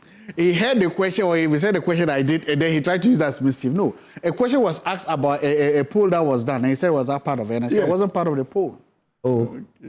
Okay. Gentlemen, I said no. Then he took it. He said, "Oh, you are a vandal." You say you're not part of it. No, at the time, my picture and everything was on the website of Africa Policy. How can I say I'm not? I have decided not to talk about the matter. So when I speak, yes, you have a fact. There's a different you. It's okay, for a different. I won't talk about African Policy Lens. And a member of the New Patriotic. Gentlemen, he's not said that. Gentlemen, so let's. I'm quite. Is he not a member of the MPP? And the fact that you're all men here. The story that Kojo just drew our attention to a 4-year-old girl in Kumasi. I just want to know, let me in, what really gets into a man's mind to want to think that a 4-year-old can be that sexual? Or it's just a sheer... Let's defer this matter to Sweeney. No, you know, sometimes to me? I don't believe I'm unexpected in that area. The death penalty. You know, sometimes I don't believe in the death penalty. But when you read a story like, you are like, yeah, it should be reserved for things like this. That it should be reserved for things like this. And you ask the question that it's a 4-year-old. Yeah, barely out of Pampers. Yeah. Literally. Like sometimes I believe that these are the occasions where you deserve a death penalty. Or the person should not even be allowed to live their life in prison. Just maybe once found guilty, some castration should be done. I'm being honest. Honestly, if you can, because a child, if the report is anything to go by, she's dead. Yeah. Is it murder or manslaughter? They should qualify as murder because their actions, their cause and effect. I can't readily see it. No, I would say because there's cause and effect. Because if medically you can prove that this is what caused her death, it should be. The lawyer should be able to make that case that you did it caused the death, and so murder. It would be difficult to establish murder if the intention was not to. I think the intention was but if the intention was what? If the intention was to do what? For sexual satisfaction. But a 4-year-old, as against, it can't cause her bodily harm. It can, but bodily harm in itself is another. It's another offense, not murder. Not murder. But that cannot. That's why I'm saying that I don't want to be judgmental as far as the matter is concerned. But I know as a matter of fact that I want to be judgmental. It will be difficult for you to establish murder unless, of course, the intent to kill can be established. So how do you establish the intent in this case then? That's the way. You see, for me, many are mad, few are naked. That's the truth. Judge. And you cannot. Many are mad, but few are naked. Because for anybody to do this to a 4-year-old girl, they have given birth to girls. You come and do this, my 4-year-old girl, and the thought of it that you are even in prison. Well, let me go and look for a gun and come and blow you out. In prison? Yes. You see, because I mean, sometimes I don't get it, especially when you have a lot of adult women, willing one, also looking for men to also ask it to a partner that you decide to go and choose for you. I have not been in that situation before, but it's not a good situation. It's not a good situation. Can you just imagine the families, the mother, the father? They have destroyed our money. You've just destroyed the money. Is not kid's good. life, you know. Okay. Let's get into a lot of matters arising yesterday. What we know... We don't get to get a bite on it. Sorry? That's fine. Pious? So, for your decision to choose the two of them, maybe you explain it after the show. To talk about the Yes. No, I threw it to all of you. You say you were not going to talk about it. I didn't choose a single person. Okay. Well, I restrained myself because I do associate with the sentiments of my colleagues. But again, I am guided because the facts are just trickling in. Yeah. So I think that we should err on the side of caution, especially when I hear sentiments like taking a gun and going to blow off people and so on. He says that if the facts are anything to go by. But I think that it's quite premature, and especially on national. People listen to Solo. He shouldn't underrate his influence. When it comes to the politics, it's a different ballgame. Nobody. You go and rape my 4-year-old girl, and I mean it. No. My 4-year-old girl. Oh no! It will be a totally different ballgame. There are ways to handle these things. We cannot. No, everybody cannot just get up, take the law into their own hands. Yeah. And I'm saying that let's not send those signals out there. Somebody may be. Let me tell Payo something. Let me tell Payo something. Some of these comments. You know, when people steal people's phones, it's not anything. You can get it. Wait till your own phone is stolen, and let's see your posture. And I'm saying that Solo knows the consequences of taking a gun to shoot. You understand? So if he elects himself, yeah, but it's not even about the consequences. No, you see, this is where I agree with the caution that has been thrown out by Pius. You see, I can understand the passion. Many of us may elect to do what Solo is preaching, but on this platform, we are not just speaking to ourselves. Being diplomatic. Not really. We are not just speaking to ourselves. We are speaking to generations. Some of them older than us, some of them our colleagues, some of them our junior ones. And so we must be careful not to send the wrong signal. There is no carefulness. When things like this happen, you are allowed to take the laws into your own hands. It has repercussions. There's a reason why we have laws. The laws are intended to restrain us from acts that we consider untoward. And so this is just like going on national TV and preaching for more action. And so we must be careful. There is no careful in this matter. You see, we chain out. So Solo on this. I don't have a problem with that is your opinion. But what I'm saying is that, but because of the nature of our audience, no problem. I think that it is important for us to to let the law lead in instances of this nature. I beg you. I beg you. That's why I'm pleading. All right. Thank you. Thank you very much. Okay. Let's get to matters arising. Your partner in crime, but not from me. Yes. You took it because I disagree. From the industry, I'm not from. Anyways. That's something to look at. Yeah, we should look. That's something to pay attention to. Because I'm surprised at the position of Solo and the United Party, generally speaking. But we'll come to that. You're supposed to be an opposition. How is this connected to politics? And that's why I wanted to talk about it, because there's a similar incident. A similar incident happened in Tamale. When you gave it, he accepted. He didn't accept. He said that he had his reservation. But for the sake of the plea, he will I withdraw. He did. I withdraw. Let's go on. So, but I was going to make the point that I want to start with Pius. Okay. What point do you want to No, on the same matter. I have not had you my want take. to restrain yourself, so it's fine then. And inside caution. No. In relation to whether it is a murder or manslaughter, that was what I meant by it. But I'm just making the point that, you see, not long ago, there was a similar incident in Tamale, where it was alleged that another 50 to 60-year-old man had impregnated, I think, a 13 or 14-year-old girl. And it raged on for more than a week. I am told that certain influential people, including chiefs, were intervening with the police investigative processes intending to save or protect the accused person. I don't know the state of that matter, but this is becoming one too many. There's the need for us to understand that governance is not just about sitting in Accra. No. You see, those mandated under DOFSU and other related agencies must begin acting. And we must see, especially from the Attorney-General's department, we must see a direction that goes beyond the usual politics in Accra. We must see tentative action in activities like this, with the Attorney-General's office being seriously interested in prosecuting alleged criminals who engage in these dastardly activities. I am still interested in knowing the state of the Tamale accusations and investigations and what has happened. Because if we do not find lasting solutions to issues of this nature, others will take a cue from it, believing that when they commit such crimes, nothing will happen. Get away with it. So there is the need for the media to once again begin championing the crusade in that particular regard, especially when it comes to defilement cases. Okay. I think that there's a need for us to do that. We need to know what is happening in Tamale and the fate of that man in particular. Okay. I'll get in touch with our correspondent, Martina. Yes, it's important. Hi, so let me start with you. Yesterday was quite eventful, really, especially when the news broke about what had happened at the High Court.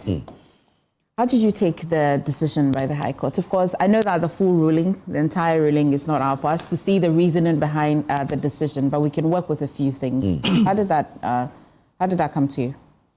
Well, thank you very much, Emefa. Please allow me to say hello to you and to my colleagues here and to our cherished viewers. Yesterday was a sad day for many a discerning Ghanaian. Corruption and corruption-related matters are matters that are of grave concern to the people of Ghana.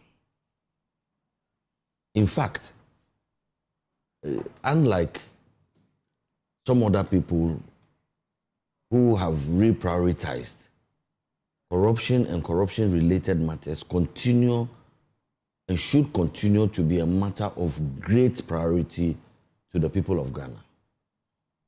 Because it chips away at our development, undermines the provision of infrastructure, for instance, such as schools, roads, and so on.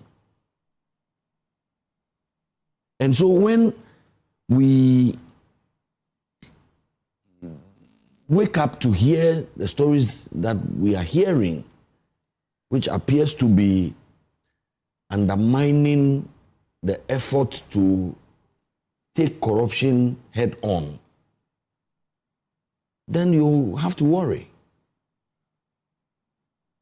I mean, public officers should be held accountable, should be prevented, and should be punished if they take steps to deprive the people of Ghana what is our due. And they do these things through several ways. Opaque procurements like sole sourcing, and we are hearing quite a number of those these days. Inflated contract prices and so on.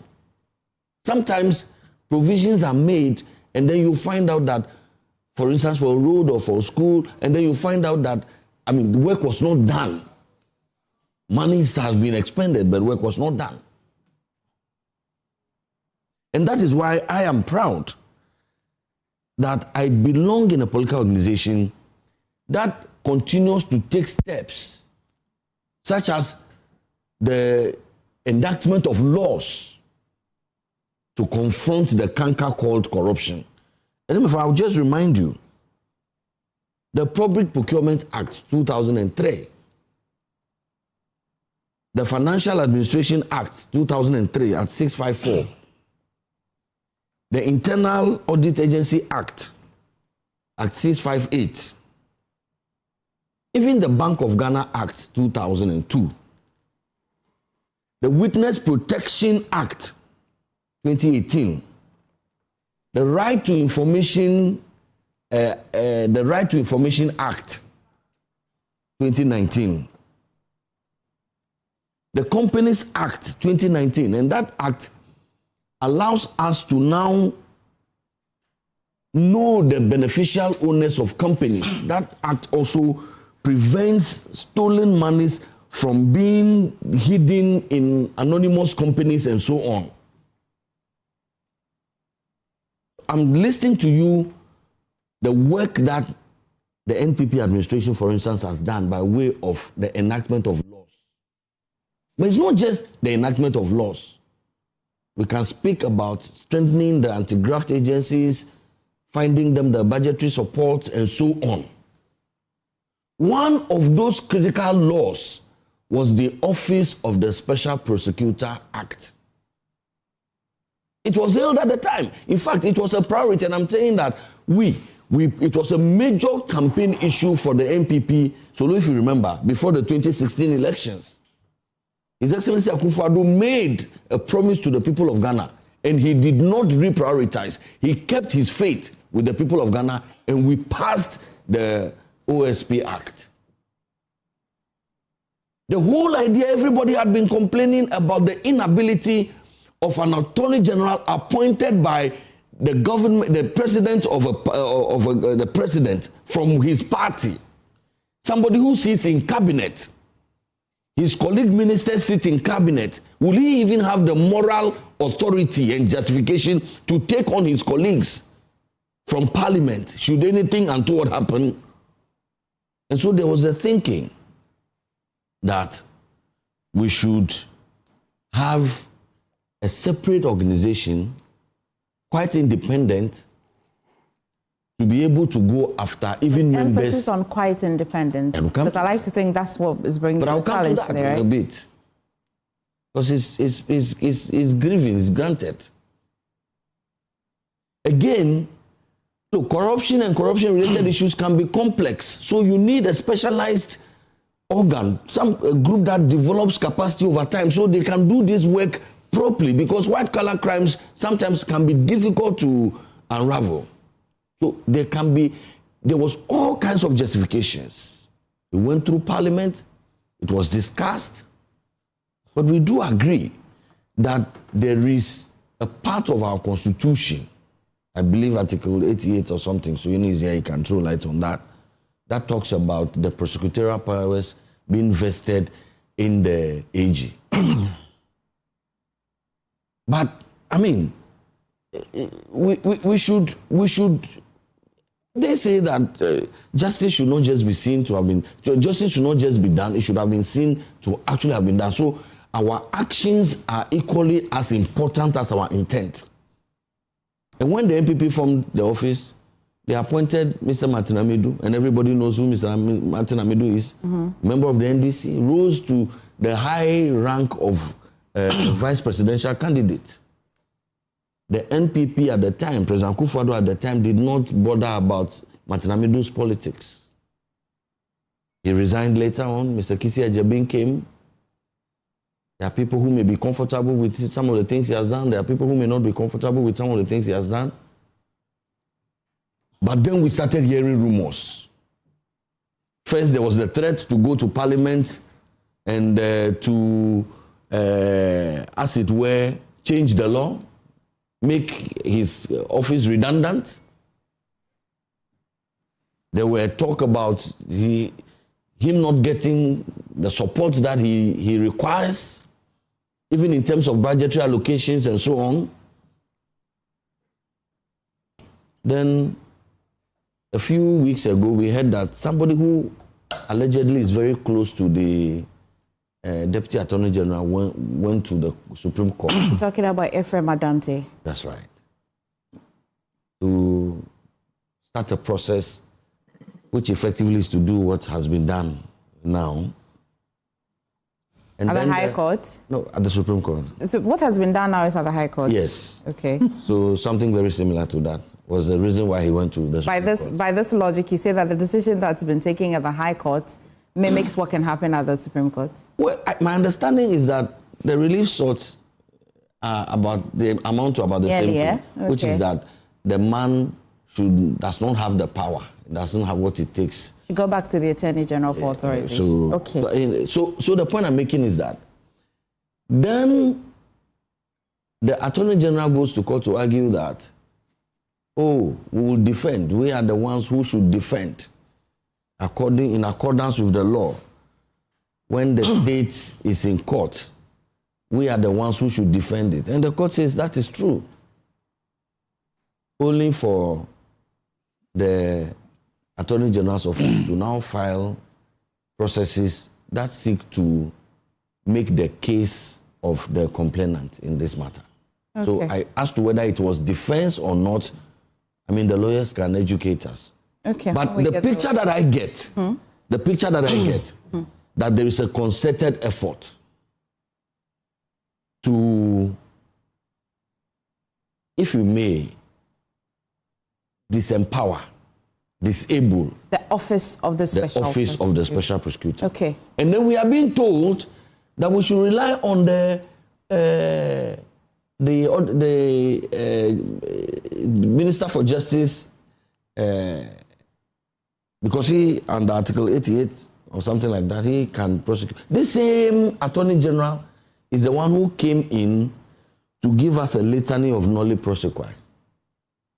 I mean, if you we are talking about corruption. The first Attorney-General who would have... Yeah, but I mean, I'm not sure how many Attorney-Generals have come, and in record time, within the wee days of his office, he goes on to discontinue. Say he is a lawyer, so he can tell. But if I'm saying that if the people have a case and you are the prosecution, why don't you allow it? How can you be? You see, a nolli prosequi essentially means that you are a judge and a prosecutor all at once, and that is why it is rarely used. I have other questions that I may come. I've noted them down, so let me just go around the table. So for you, the long and short is that you believe that this is a concerted effort, a coordinated effort. The office of the special prosecutor is under some sort of siege. At a time that every day you wake up to one scandal or the other, if it is not big push, if it is not this AI thing at the port, if it is not AI. Every day you wake up to a major corruption scandal, and then at the same time, the independent body that gives the people of Ghana some hope that we can fight corruption, we are dismantling it. Okay. We are making it ineffective. It worries me. I'm coming to you. When I get the chance to come to you again, we'll interrogate whether or not you believe that office, as at the time it was created, was really independent. It was, really. I mean, if you check... I'll check the long title. I know that's what people advance the argument from. But Solomon. What shall it profit a political party and a government led by Nana Akufo-Addo and Dr. Babud Baobia if you pass all the very acts enumerated by my brother Pius and Hadijis and end up with countless number of gargantuan corruptions? To prosecute them. It's not enough to come and sit on radio and shout. Solomon was all quiet when you're on. Rastaman threw only one stone and it brought the feelings in my brother. No. Just prosecute it, otherwise don't make noise. It's not about the laws or the acts that you pass, it's about your commitment. Remember the OSP's first OS or SP, as Martin Amidu, described former President Nana Addo as the father serpent. Mother serpent. The mother. Mother serpent of corruption. My mind has never crossed my mind that he used mother instead of father. Then that is dangerous. No, for a mother, you've got to be only... Somebody has to impregnate you. Mother... So it's dangerous if it's the father. No, it's dangerous if it's the mother. That's a nation. Talking about the nation. These united people, Oh, Pius. Like concert. We are doing serious discussions here. You open your... But you see, I do not want to do what debit and credit. We come here to discuss issues of national concern. Then you decide to go on a tangent. So I try as much as possible to figure out all the inconsistencies in your argument, and afterwards, move on. Should anybody do otherwise, and I know the facts, I do it. That's why it doesn't matter whether you are PPP, KKQ, you came to do politics. And I'm saying that all the acts that you decided to quote. Look, the Bank of Ghana Act that you're talking, there was a Bank of Ghana Act. You decided to print money in excess of 60 billion. That caused our currency to wobble. So what would it profit us if we have this act and people blatantly decide to flout it? But if you have the act, at least it will curb the desire to want to engage. So that's what I'm saying. That's what I'm saying. That the over-concentration, we did well by the act. The very people that brought the act, because he was praising his administration, that they brought the act, but they could not implement the very act that they themselves brought. That's the point I'm trying to make. Okay. So he cannot, you talk about sole sourcing, this country, MPP, all the road contracts under their regime were given out under sole sourcing. Could you pretend you didn't hear some of the things he said and advance your own argument? Oh, no. I'm going to advance but before I advance, I have to go into It is only fair. It's only fair. So that people that are listening to you are not fed with the wrong information. But what you just said is not even... So the soul sourcing, they are the Maradonas of soul sourcing. Now you see this whole OSP team. I was in the MPP. We made noise of it. But at that time, I remember some of us said that it needed amendment of the Constitution. Because Article 884, 883 is so clear that all prosecutions, be it criminal or civil, must be initiated by the Attorney General. You understand? So some of us... Or delegated. The Attorney General can delegate. Exactly. So that's the decision of the court. So if the Attorney General does not delegate, in this case, what the court is saying is that the cases that are before, the case that is before the judge, he does not see any delegation from the Attorney General or being prosecuted by the Attorney General. That is the position of the judge. But I'm saying all of us would have been saved this trouble if Article 88 had been amended to make it flexible. We of the United Party, if you read our United, the Great Transformational Plan, has said that given the opportunity to govern, we would amend the Constitution and also, as it were, put all these anti-corruption agencies together, the UOCO, the SRAG, the OSP office together, and appoint one anti-corruption czar so that he is truly independent. Even the appointment, we were going to take it from the presidency and give it to what we have proposed as a second chamber of parliament, where the second chamber of parliament will consist of former IGPs, former chief of defense staff, former attorney generals, NAGRAD bosses, tailors, people of stakeholders. This idea is quite consistent with the idea of the former president Akufo. Says that there should be a second chamber. No, we brought it first. He has not documented it. No, we brought it first. Ours is documented. I can tell you. It's here. I'm only saying that he also thinks that it's a good idea. Yes. As to who brought it first, I mean. So I am ready for. I just told you. Came. You understand? Okay. UP was there before you. So we believe that, because if the argument is that, from my brother's argument, because the Attorney General is appointed by the president, sits in cabinet, who appoints the OSP?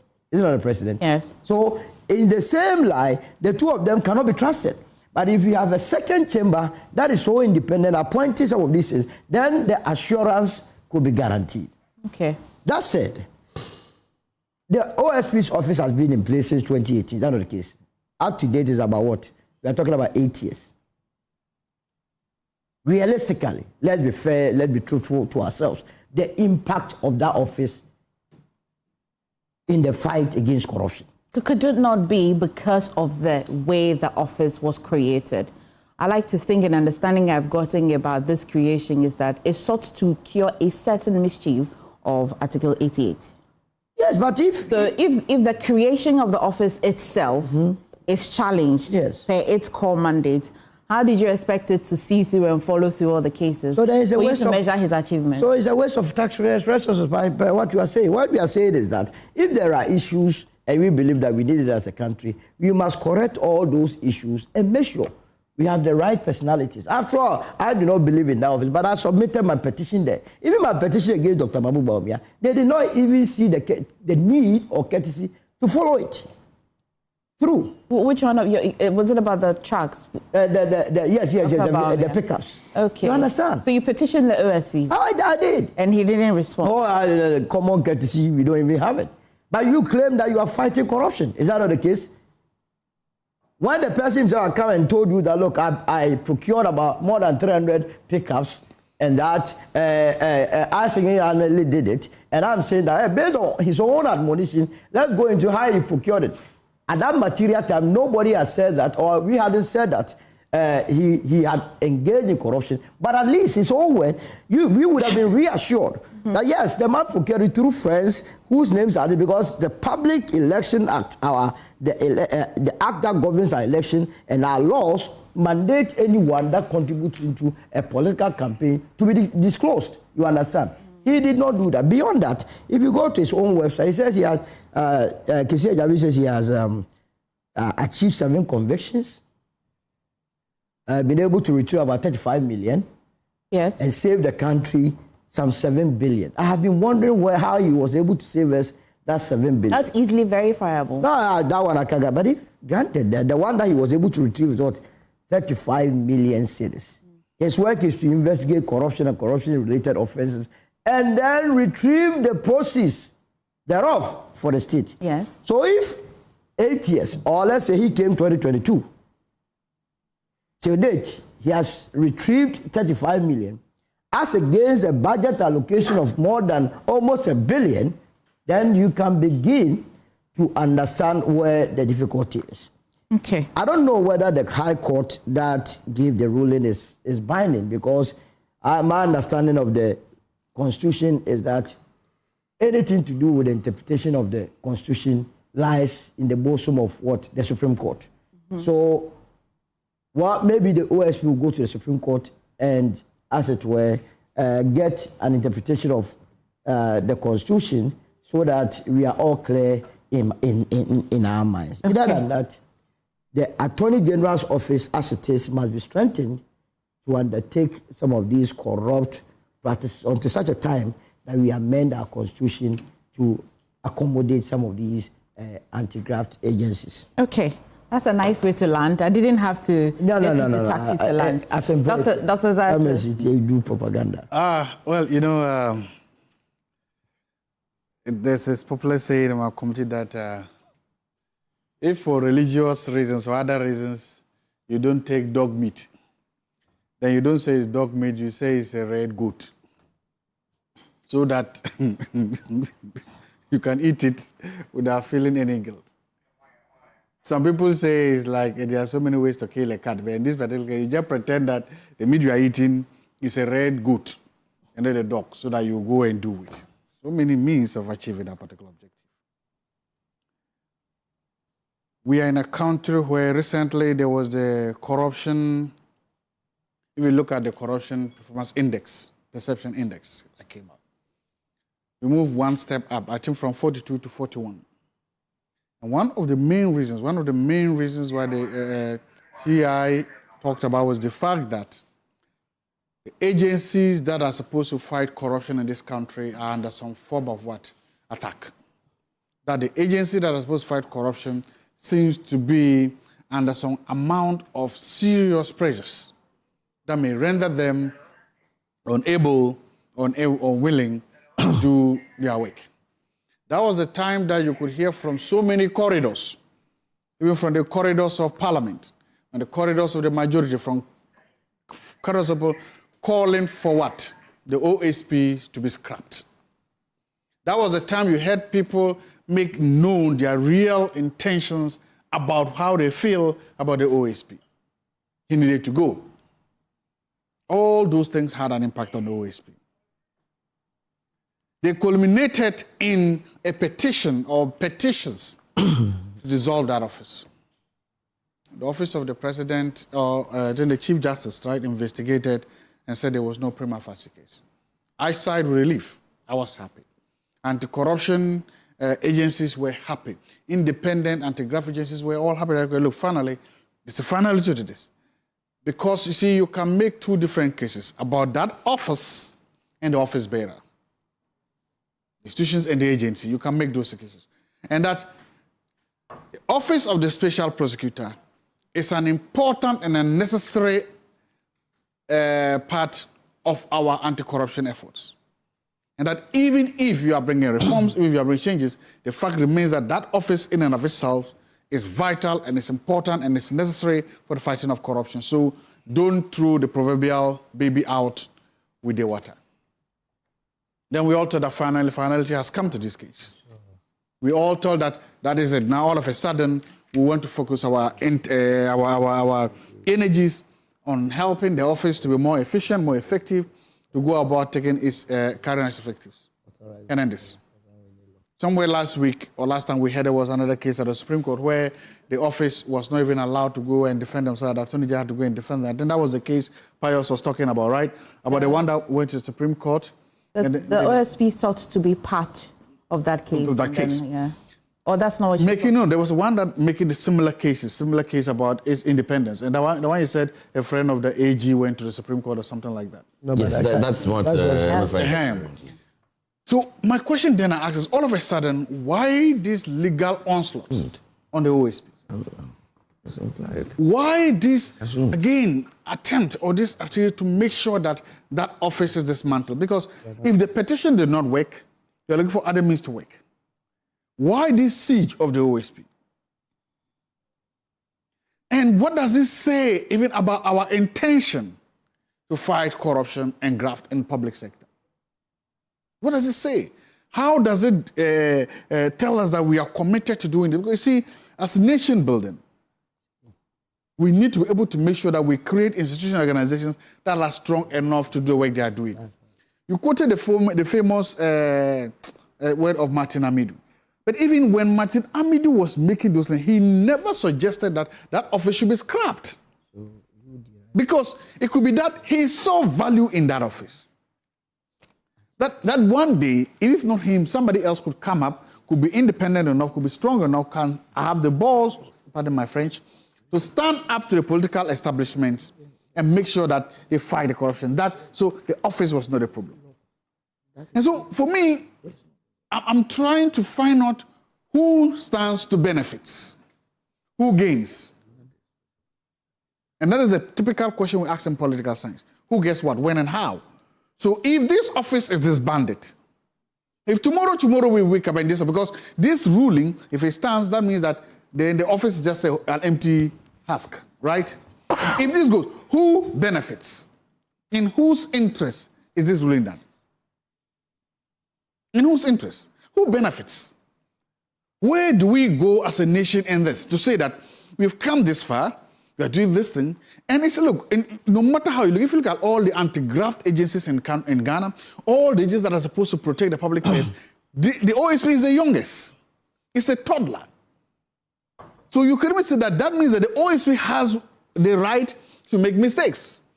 Like a toddler learning to walk, the OSP has the right to fall a number of times, so not even get injured.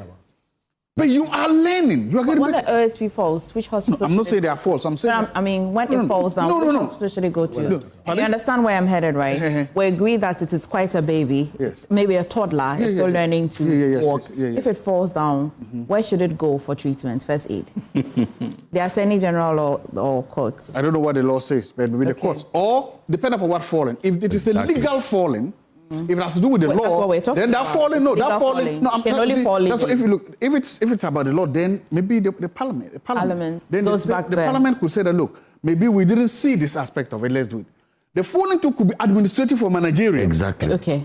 So that's why I just said fall. They are two different.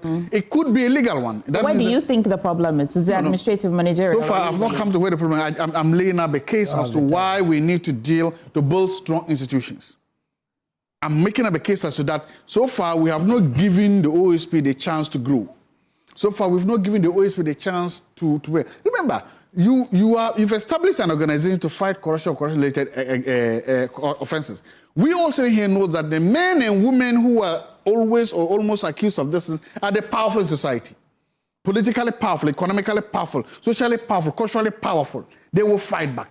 Such an institution was always doomed to face these challenges right from the onset, no matter what you do. And it's facing them. Because you are dealing with people who have the financial wherewithal to hire the best lawyers, to hire the best investigators, to hire the best people, PR people, to make them look good and to make the OSP look bad. It was always stacked against the OSP. So when you have such a situation like this, you help them to grow. If we identify that the problem is administrative, is managerial, let's deal with that. If we identify that the problem is legal, let's do it. But whatever we do, our objective should be to make the OSP stronger, more independent, and better. Okay. This ruling doesn't do that. It doesn't contribute to that in any way.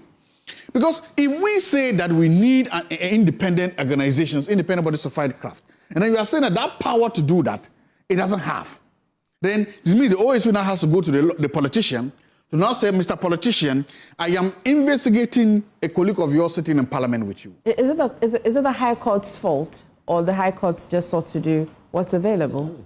No. I'm just reading the. I'm commenting on the ruling. Should have I am commenting on the ruling and what the ruling will mean if it stands. Because right now that's what is standing. Have you seen Article 4? It's Section 4.2 of. No, I've not seen that. You should see it. Okay, I will see it. But right now, I'm talking about what I've seen is the ruling. What have you seen? So the ruling as it stands, if it stands like that, then therefore means that independence of the OSP to be able to go to court, investigate cases without referring to any politician, that is the heart of the independence of that body.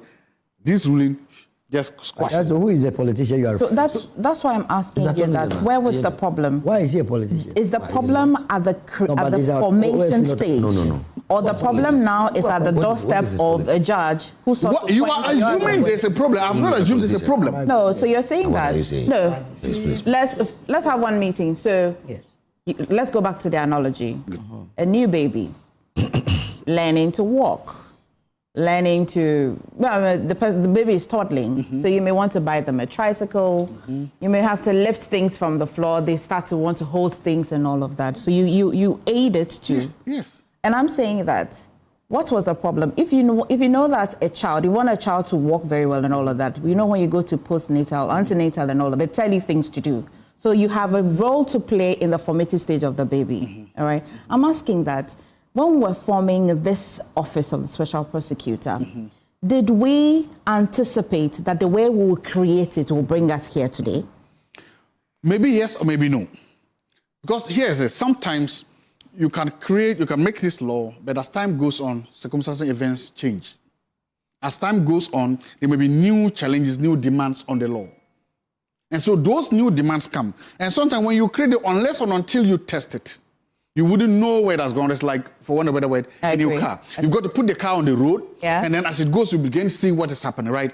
That's what I'm saying. Me, for instance, if you ask me, the biggest problem the OSP has, they are managerial and they are, administrative. That's what I've seen. How he's handled himself and agents at the agency level, he himself, because he's entrusted himself more, their public communications and all these things. The point I'm trying to make, at the end of the day, removing, if this ruling stands, it does not do the baby any good. It doesn't. I don't see what good will come of the fact that you are saying that the only thing we also, because remember, you must remember there was a theory, there was a narrative pre-OSP. There was a narrative. Yes. One, people suggested separating the Attorney-General from the Minister of Justice. Why? That argument has been why? Because the argument is that when you do that, then you will give, you will separate politics from administration. Traditional administrative, politics and administrative dichotomy. Let the politician, the Attorney General, deal with the politics of advising the government on legal cases.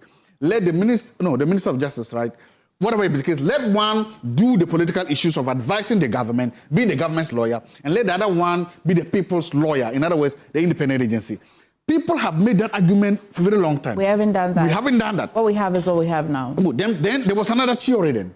In lieu of that, because no president wanted to do that, because apparently politicians are opportunistic behavior, rational interest, maximizing behavior. Pius, is this true? So when they come into power and they realize rational interest, maximizing players. So when they come into power and they realize that, it's good to have these two together, they will leave it like that. Then we move a step, okay, if that's the case, let's create a body that will have, let me say, this independent, that does not depend on the politician. That does not, and I think that is how we arrive at Dr. Zato, that's what I'm saying, that it is all of the challenges we anticipate Article 88 has, which is what gave birth to the idea of creating the Office of the Special Prosecutor. Yes. And I'm saying that in creating it, you say that let's allow it to grow, but the constant is the Article 88. Nothing has changed with Article 88. Yes. We went on to formulate an office or a law that allows that office to want to operate. And I'm asking you, do you think that it was created really to be independent? Yes.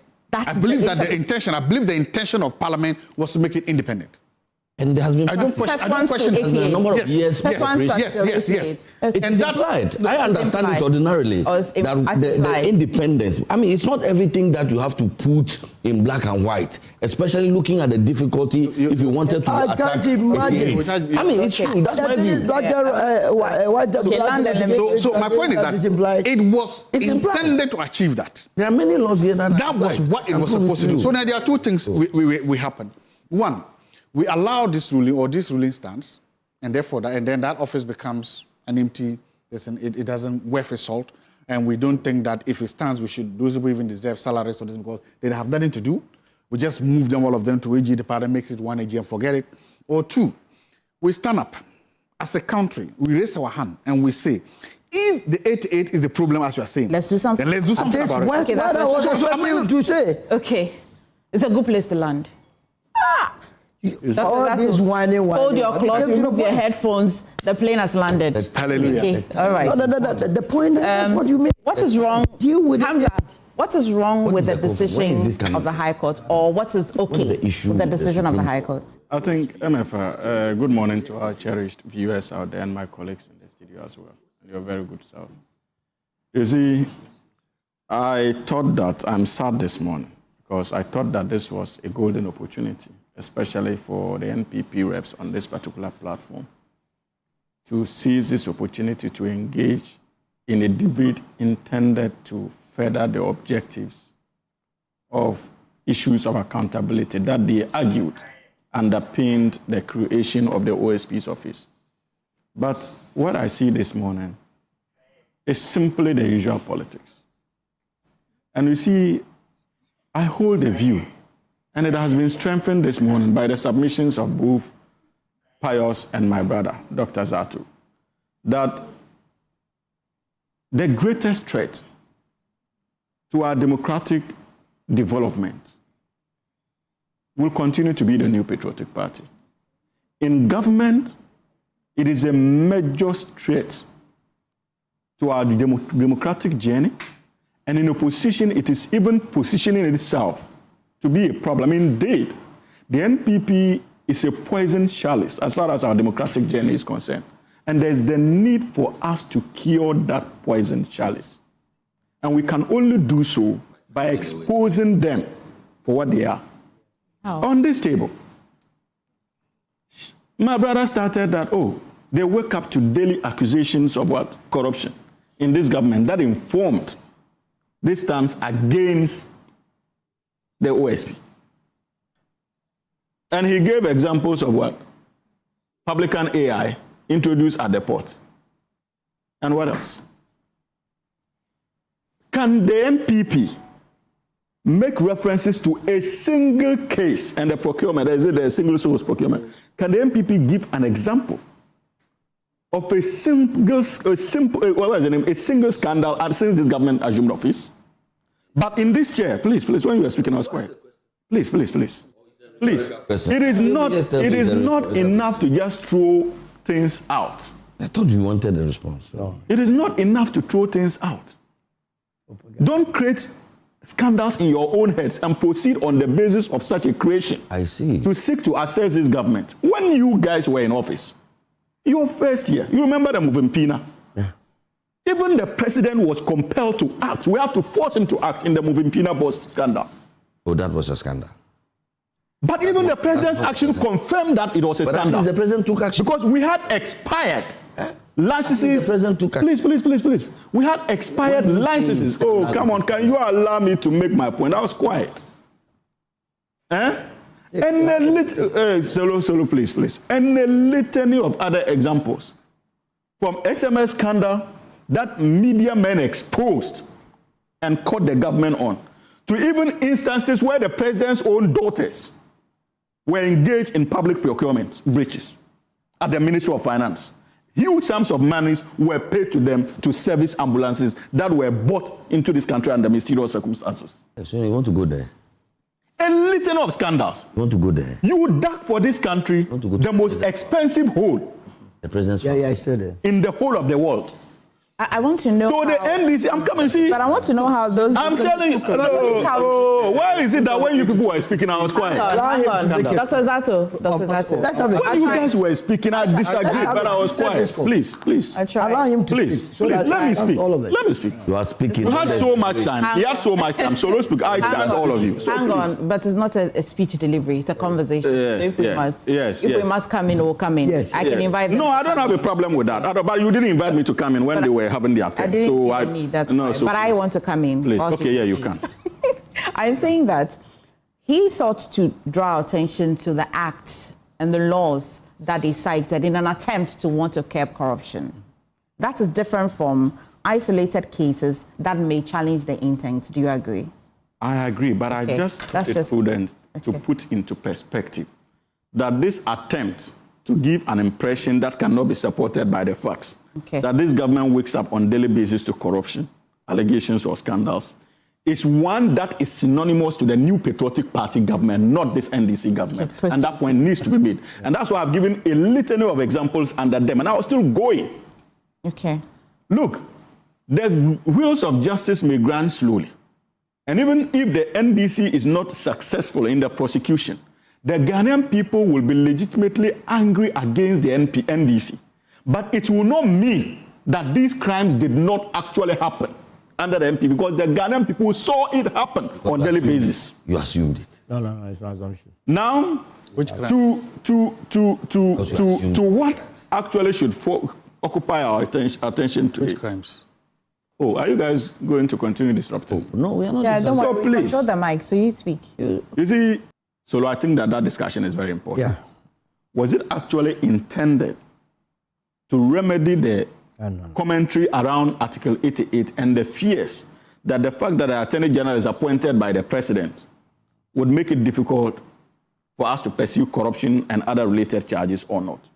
That's a sentiment. That is a challenge facing Ghana, and it continues to be a challenge. But I dare say that the motivations behind the creation of the Office of Special Prosecutor from day one was known, and it was political in nature, intended to pursue former appointees of the NDC, especially under President Mills and John Dramani Mahama. That was what informed that campaign promise when allegations of corruption were leveled against the NDC. What's wrong with that? There's nothing wrong with that. And at that time, we argued. An NDC man to. Oh, can you allow him? Can you allow him? Can you allow me to make some of the things you say? Can you allow me? I was uncomfortable with your churning out your inaccurate accusations, but I kept quiet. And we're listening to you. You see, look, that was the motivation. And why do I say so? The MPP can sit in their chairs and tell you, NDC appointees, they have used the Attorney-General office to prosecute successfully. So that tells you that they still could have used the Attorney General's office to pursue accountability, like the NDC seeks to do. But because Ghanaians were concerned about the perceived political independence, what's the name? Interference, especially when it comes to your own appointees, Nanado took charge of that particular legitimate sentiments of the Ghanaian people to pursue a political objective. And I remember when the bill was introduced in Parliament, the then minority leader, now minister responsible for education, Haruna Idrisu, got up and indicated that in principle, the NDC was not against the establishment of the office, but the office had serious implications under Article 88, and the independence that we are talking about could be compromised if we do not do it the right way by amending Article 88 in line with the constitutional dictates. I think Article 289 or so of the 1992 Constitution. You can Google it and search his submissions. So in principle, the NDC was never against its creation. But we caution that, look, this politicization, that seemed to be the spectacle informing the NPP's drive, could be the possible doom of such a novelty. They failed to listen. What did we see? When the first special prosecutor was appointed under the law, Martin Amidou was the first to come out boldly. I always tell this story. Because I remember we're in the Karga constituency with His Excellency President John Dramani Mahama for the 2020 elections when the resignation of Martin Amido came to us and that long letter. And what did he say? He said that the president had attempted to influence his investigations in the Ken Oforiatta matter. Yeah. And that he was not a poodle of the president and would not be subjected to such interference. Yeah. That was Martin Amudi. Yeah. And that he is convinced beyond doubt that the president who pretended to be fighting corruption is actually the mother serpent of corruption. A goodness.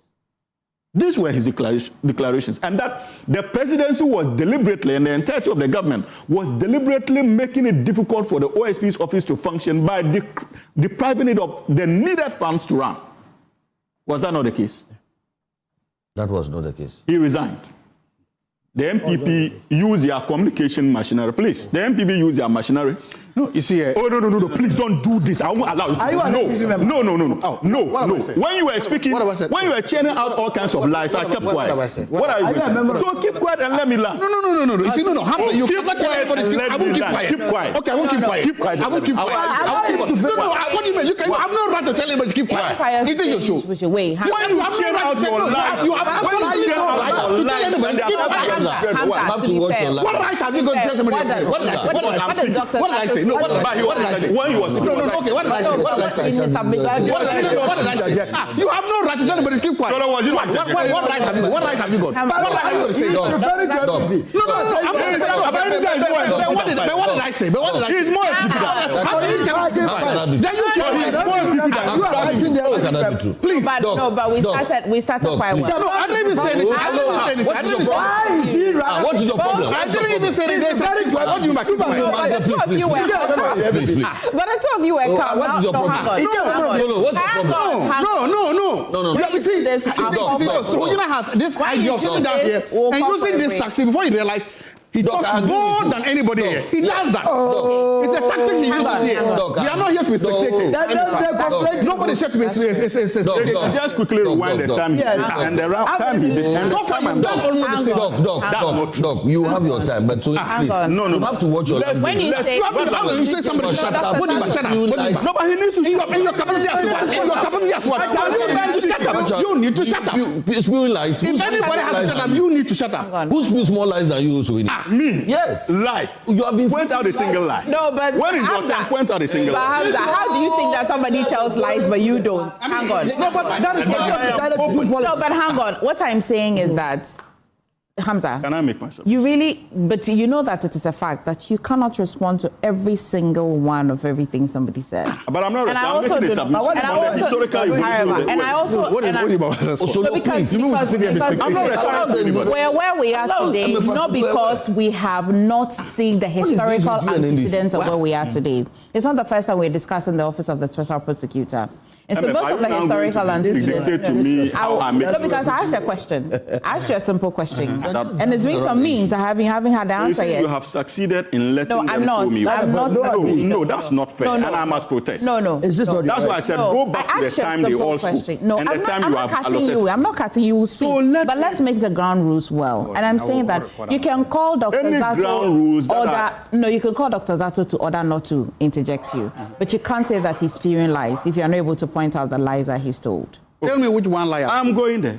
You're going. Proceed. I wasn't there. I said when he was spewing his lies, I kept quiet. And I'm saying that when you they were spewing things that I disagree with, I kept quiet. But it's one thing you disagree with. And I'll point out the lie. Please. Okay, let's hear you. Let me make my submission.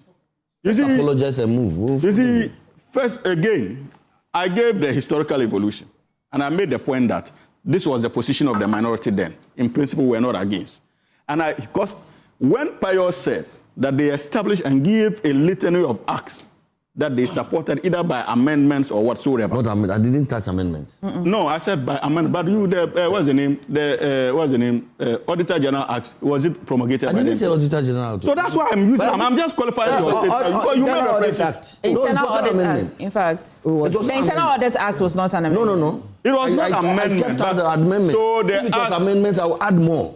So I am just telling you that we have you promulgated not by all word those. of mouth. You have never Not by fought word the of corruption. mouth. Okay, We're so let's hear. corrupt. Hamza. We have Now, you see, when I'm making, I don't know why they are uncomfortable, That's but the be point. patient. Hamza, it's, Be patient. first of all, but I think it is important that you attempt to answer my question first before you Which want one to go is to that? the other ones. Which one is that? Because I'm here for a specific answer. which I'm one saying is that what is wrong or not wrong with the decision of the High Court yesterday? No, I will get there. If But you it's allow me important to me. Yes. I want that That is first. where I would land. I want that first. I want that I don't first. see anything wrong with it. And that's why, but if you don't allow me to provide the All I'm basis, saying is I will not be able to answer that question appropriately. First of all, how about It is you not say- a yes or no response. Yeah. And I don't think that you brought me here for a yes but or no response. whichever the answer is, I need your position before you take me to the historical. So I'm telling you that there's nothing wrong with it. That is my position. Okay.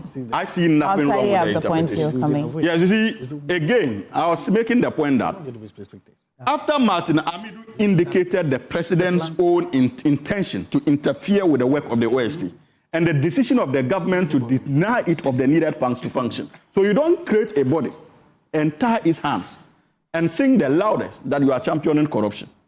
Martin Amidu told us that. As if that was not enough, the current OSP, also appointed by Nana Addo Akufo-Addo, had cause to hold a press conference and to indicate that he was also being denied of the needed funds to do his work. And also complained of the lack of cooperation he was even getting from government, especially in the Cecilia Dapa incident, where President Nana Addo Akufo-Addo had referred to her as my darling Cecilia. Is what? You mean the love letter? The love letter. To interfere with the work of the OSP. These are not lies. This OSP. Don't worry. Now that you've come, you are not This interfering in the OSP. work. What has been the result of the Cecilia case? Mike, so let's. This OSP. Now that you are not interfering, what has been the Dr. product? Zato, I may have to call you to order. Okay. Dr. Zato, may I have to call you? This OSP has had cause to This inferior complain. tactics to talk more than anybody else, we will not accept it. We've seen it here. This is the tactic This that happens. OSP, this OSP has had cause to complain again about President Nana Addo's interference when it comes to the Ken Orata even ongoing investigation. Yes. So the commitment clearly from the onset was not there. Now look at the law that created the OSP. Now I'm back to the legal issue, and that is No, but is the commitment there right now? The 2 years into life, is the commitment back there right now? It's a good Are you the question, host? though. I'm just, No, but it's a good question. It's a good question. No, but is he the host? No, but okay. The commitment is there, and I'll demonstrate to you why the commitment is there. I'll demonstrate to you why the commitment. And in simple language, even when members of parliament on the side of the NDC, and those of us who speak for party. Are you answering the commitment part? Yes, the commitment part. You said that is relevant, so let me answer. And I'm saying that yes or no is fine. Let's go to. No, I won't answer it with yes or no. No, why not? Is No, the because it commitment needs a there, yes or explanation. no? But I'm giving you an example of the commitment. No, but I've not asked for an example. No, but you said it is a relevant question. That is why I'm saying that you did not bring me here to answer yes or no. If it is yes or no, tell me that I can I haven't been excuse. doing a yes or no. No, so allow me to answer. He wants to explain. Emefa, why? I'm sure that our viewers are seeing it, but you can't. Lawyer Solomon. Okay, yes or no, no. And I'm seated. Provide a yes or no answer. You are being dramatic this morning. I'm telling you, it's a tactic. It's a tactic. That's what he does. Before you realize, he starts uploading things and he talks about everybody else. But it's a tactic. It's a tactic. That is what he does every morning. That's what he does. I know it's a tactic. That's what he does. I'm sure our viewers are discerning. And they can tell what you have succeeded and I encourage it. I also agree that the viewers are. Yes, so let me make my point. Can I make my point? We must move the conversation forward. You are going to the legal issues. Oh my God. And you said that it is legitimate. So it is only proper I respond to that legitimate. Yes, okay, what do you want? I said that when we called for the resignation and the scrapping of the office, His Excellency President John Dramani Mahama, please define we, who is the President of the Republic of Ghana, I said majority leader, and some communicators thought that it was not in line with the Constitution. I agree. And we called for even the removal, not even the scrapping of the office, even for the removal of the OSP. So it was not about the Constitution. You understand? It was not about the law. Please, No, it's about the law. no, they were majority was about the law. Martin Kebi and our likes was calling not just for the scrapping of the law, but the removal of this current OSP. President Mahama granted an interview, I remember, and said that all kinds of criticisms against the OSP should stop, and that he sees nothing wrong with that particular office, and we must support it to succeed. I sat in this very chair and took back my words out of respect and reverence. That the president was wrong to the judgment of the president, and the majority also followed. So you cannot say that the commitment is not there when it comes to the part of the government. Right. Now to the legalities. Emefa. That's commitment. Emefa, when we look at the act, it's settings, not commitment. If you look at the long title, about its settings. It's not. Can I continue? Yeah, I can hear you. If we look at the long title, it says an act to establish the office of the special prosecutor as a specialized agency to investigate specific cases of alleged or suspected corruption and corruption-related offences involving public officers and politically exposed persons in the performance of their functions, as well as persons in the private sector involved in the commission of alleged or suspected corruption and corruption-related offences. Prosecute these offences on the authority of the Attorney-General and provide for related matters. Key phrase. Prosecute these offences on the authority of the Attorney-General.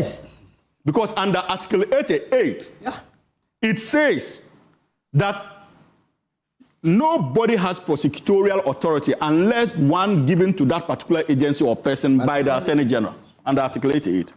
And the act that the MPP itself passed, that is the OSP Act, establishes this point. And that is not enough. If you come to Section 4 of the Act, it also says, Section 4.2, it says, subject to Clause 4 of Article 88 of the Constitution. That's it. The office shall, for the purposes of this Act, be authorized by the Attorney General to initiate and conduct the prosecution of corruption and corruption-related offences. Are you following? I'm with you. That is Section 4.2 of the same Act. So even the Act itself gives the authority of prosecutions to the Attorney General. Then the key question is, if there appears not to be a conflict, if you look at the OSP's Act with Article 88, what is the fuss about? Another conflict is that, another question we seek to answer is that, is this authorization in perpetuity or case by case? The issue is not even, is it in perpetuity, has it been given? Has it been given? And that's why I'm going to. Now, what I suspect to be the bone of contention in the court is not about the substance of the law. No. It is the form. Yeah. And I've made this argument severally. I do not see a conflict as far as this act is concerned with Article 88. No. So what I suspect happened was simply a matter of enforcement. Now, and I suspect that the issue is not substance, but form, because I am feeling that the Attorney General's Department feels that the special prosecutor is doing things under the illusion that he is truly independent to do whatever he wants to do. That's my suspicion. From the first day it started its work, or? I think so. That's my suspicion. Now, that is why there is that conflict. Yes. Are you getting the point? Now, what is important for us to consider is that in form, in substance, there's no conflict. But in form, there's a conflict. In substance, in form, there's a conflict. Like, how do you go about it? What should be the way forward from where I sit is not a legal tussle, either at the High Court or the Supreme Court. If we are convinced, because our argument was that, look, it should be an agency under the Attorney General's Department. But if we are convinced that we truly need it to be independent, what we should be demanded now, Emefa, is that the Attorney General's Department actually gives that executive order of authority to the office of the special prosecutor, so that it becomes standard. A standing one. So in subsequent ones, the OSP doesn't need to refer to the Attorney General for authority. Okay. Like we have in the cases of some of the police. I know some of the cases, they do their own prosecution. So the argument should be, can the Attorney General give them a standing authority to proceed to go ahead with their investigations or not? And my brother was seated in his chair comfortably saying that this baby is learning how to work. So that is the problem with Ghana. 8 years of creation. Any serious democracy. But it is the youngest of all of them. Years, it is the youngest. After 5 years of an institution would go back to the drawing table and review the process. 8 years is not. Yes, okay, look. I wanted to make a point. So when you come with this analysis, it is trouble. You see, look, we sit here and that's what I say. There's something called, I always... He's coming to respond. But I just needed to know that I'll respond. I'll respond to I always make the case of regime. I am going to respond to whatever he's going to say. I've always said that we need to do what called regime and post-regime accountability. Even if I agree with you. I don't care if it is regime accountability or post-regime accountability. What I care is accountability. You see, he made a point, and I agreed. When the OSP was established, the chorus was by the NDC then was that it was an office established to persecute, not even prosecute, NDC, former NDC appointees, those who served in office from 2008 to 2016. That was the argument that the NDC made. Forcefully, they made that argument. That they did that, and he made the allusion that they even brought in Martin Omidu, who we could say was not happy with the JDM, with the mills. I asked you the question, what was wrong with that? No, I'm making that was the argument good. Today, a similar argument is being made by the MPP that office of oral has been established to also persecute NDC and MPP officials. Where are we going with this? I want to hear. What do I say? That idea of oral. He must withdraw it. That idea of oral. But that's a lie. That's a lie. MPP officials. It's a fat lie. My point is that. Dr. Zato, how are we comparing? I am telling you why. He must withdraw. All governments in this country have made attempts to hold former office holders accountable for their actions. Public knowledge. And I'm saying that we can and we should then agree that no matter what tool is used, for me now, oral is being used. I have serious issues being used. People are being persecuted or prosecuted by the oral. MPP is making that same argument. I don't care what it is. This office must be protected. The office of the OSP must be protected, must be strengthened, must be made to work. It doesn't matter whether you had feelings about it or you think about it. Whatever it is, whatever it is, you see why I said the MPP is a poison child. As far as these discussions are concerned, I think you have made the point. They are dragging the nation backward. We are looking into the future and proposing that the Attorney General should give a standing authority. They are dragging us backward. But you have said it. You are both on the same page. Analysis. Where is this should be strengthened. He also says that we should look at oral is oral and office. Oral is not an office. I'm going to interject. Why do you? How do you say this? Let him right by the host. Please mute his microphone. So you didn't use this as a tactic to talk about everybody. Dr. Zato, but you're doing the same. I'm saying that we shall not. Look, we should not major in the minors. But that's what you've done this morning. Let's make progress. That's what you did this morning. Me, I am happy that at least Suhini here says that in substance, in conception, ideology, there is no conflict. He doesn't see it. I'm aligned with him because ordinarily, that authorization that the laws, both Article 88 and the OSP Act, speaks to, I take the ordinary position that it is implied. And so I don't have a problem at all. I just wanted to point out that this is not the first Attorney General that we are operating the OSP under. There has been Gloria Akufo. And then there has been Godfrey Dame of the MPP. And all that time, this conflict as to who is in charge collapsed before the major issue of fighting corruption. We are not here as a people. Millions of our cedis are being stolen. Sole sourcing is now a matter of course. And then when we are discussing it, then the issue that comes up is who is in charge. And so you have to be in black and white. That is the Attorney General and Minister of Justice. It's not the first time. You covered your poor judgment, and you expect us to cover your poor judgment. We won't do that for you. We'll correct. We are resetting. We'll do the proper thing. Now, we are resetting. How do you do the exact thing you don't like to be done? But I told them I'll do it today. There are a few. You announced it, so you think it's right? For me, it beats my mind. Lawyer Sulu. That Akufo-Addo and the MPP, they set up the OSP to go after the NDC. And they chose an NDC person to lead it. Who was bitter against the NDC? It beats my mind. It beats my mind. Somebody who became running mate. I mean, sometimes when we speak, and fell out with the NDC, didn't he? We should respect the intelligence of the viewers. They can make their own. You should do that. What you are now doing is actually questioning their intelligence because they know that NDC and Martin Amidi were at loggerheads. So you appointed Martin Amidi to go after the NDC. Martin Amidi had the chance to leave the party. Like look at this these people. What kind of street propaganda is this? What kind of street propaganda is this? Please, who in this country didn't know that Martin Amidi was on a different wavelength? Okay, I want to talk to the United Party, the NDC and MPP. So for me, that is a non-starter. That is a non-starter. Now, number two, Another lie is that the OSP was not funded. But you are not happy. You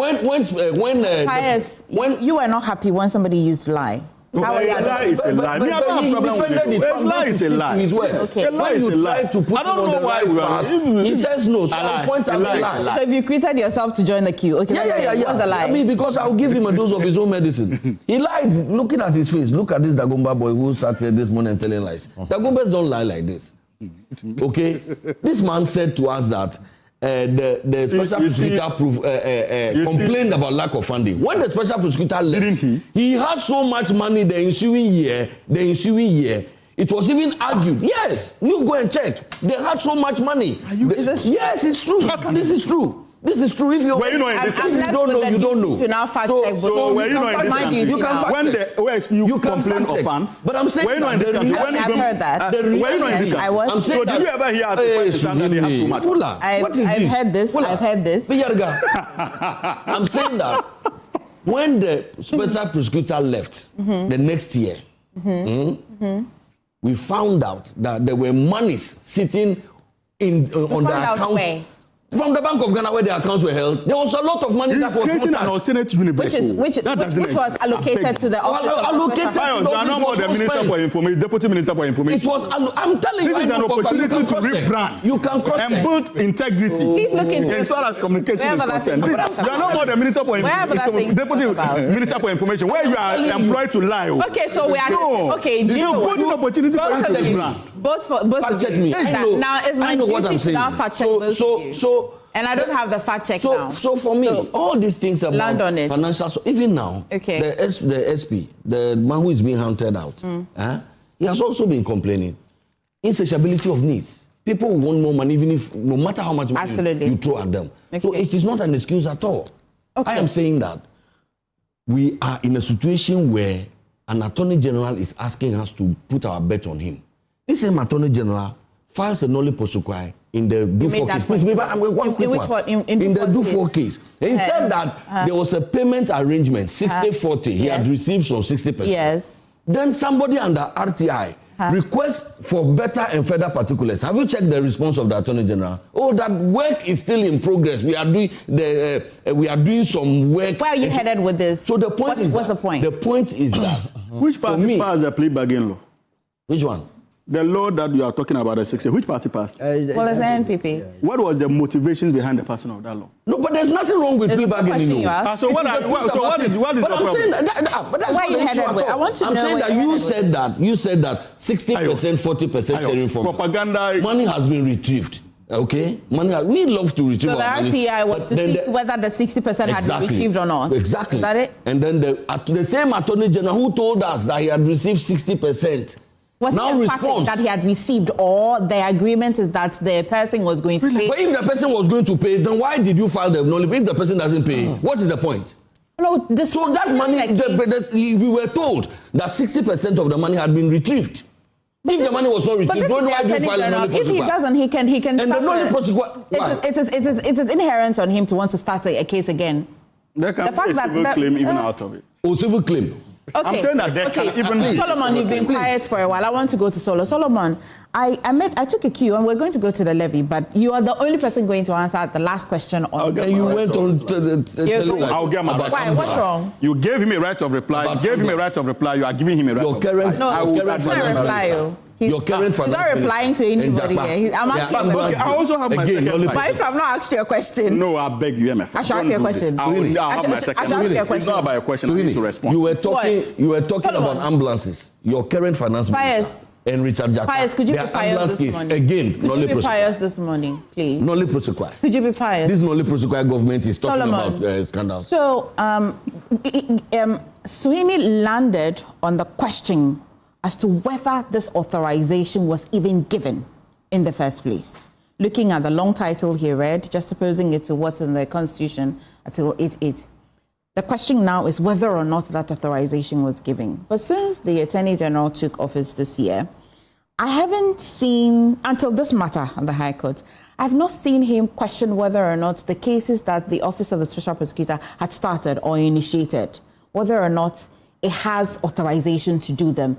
In fact, there was a time that there was some confusion as to whether a docket on the Ofori-Atta matter had been transmitted to the Office of the Special Prosecutor or not. If the Office of the Special Prosecutor has not been given the authorization to even commence that investigation, what's the Attorney General's business asking for a docket and whether or not it's been given to him or not? Very intelligent. I mean, from the look of it, the mere fact that you see married couples always outside laughing, creating the impression that they love themselves, that's not mean that your wife is watching. They don't have problems at home. There could be problems that they are trying to manage, but the problem here might have reached a crescendo levels where no one can bear it anymore. Because what has happened at the High Court suggests to me that they haven't had a very cordial working relationship. I believe that we must still go back. You see, when the act was being passed, the OSP's office, a lot of MPP lawyers that I even know questioned the rationale behind it. I can't even mention lawyer Nana will say, boldly writing on the subject matter. But here again, for want of a better word, have to come back. We did not do what was right. Okay. But you see, my brother Pius, I don't know where he slept yesterday, that the least opportunity, corruption.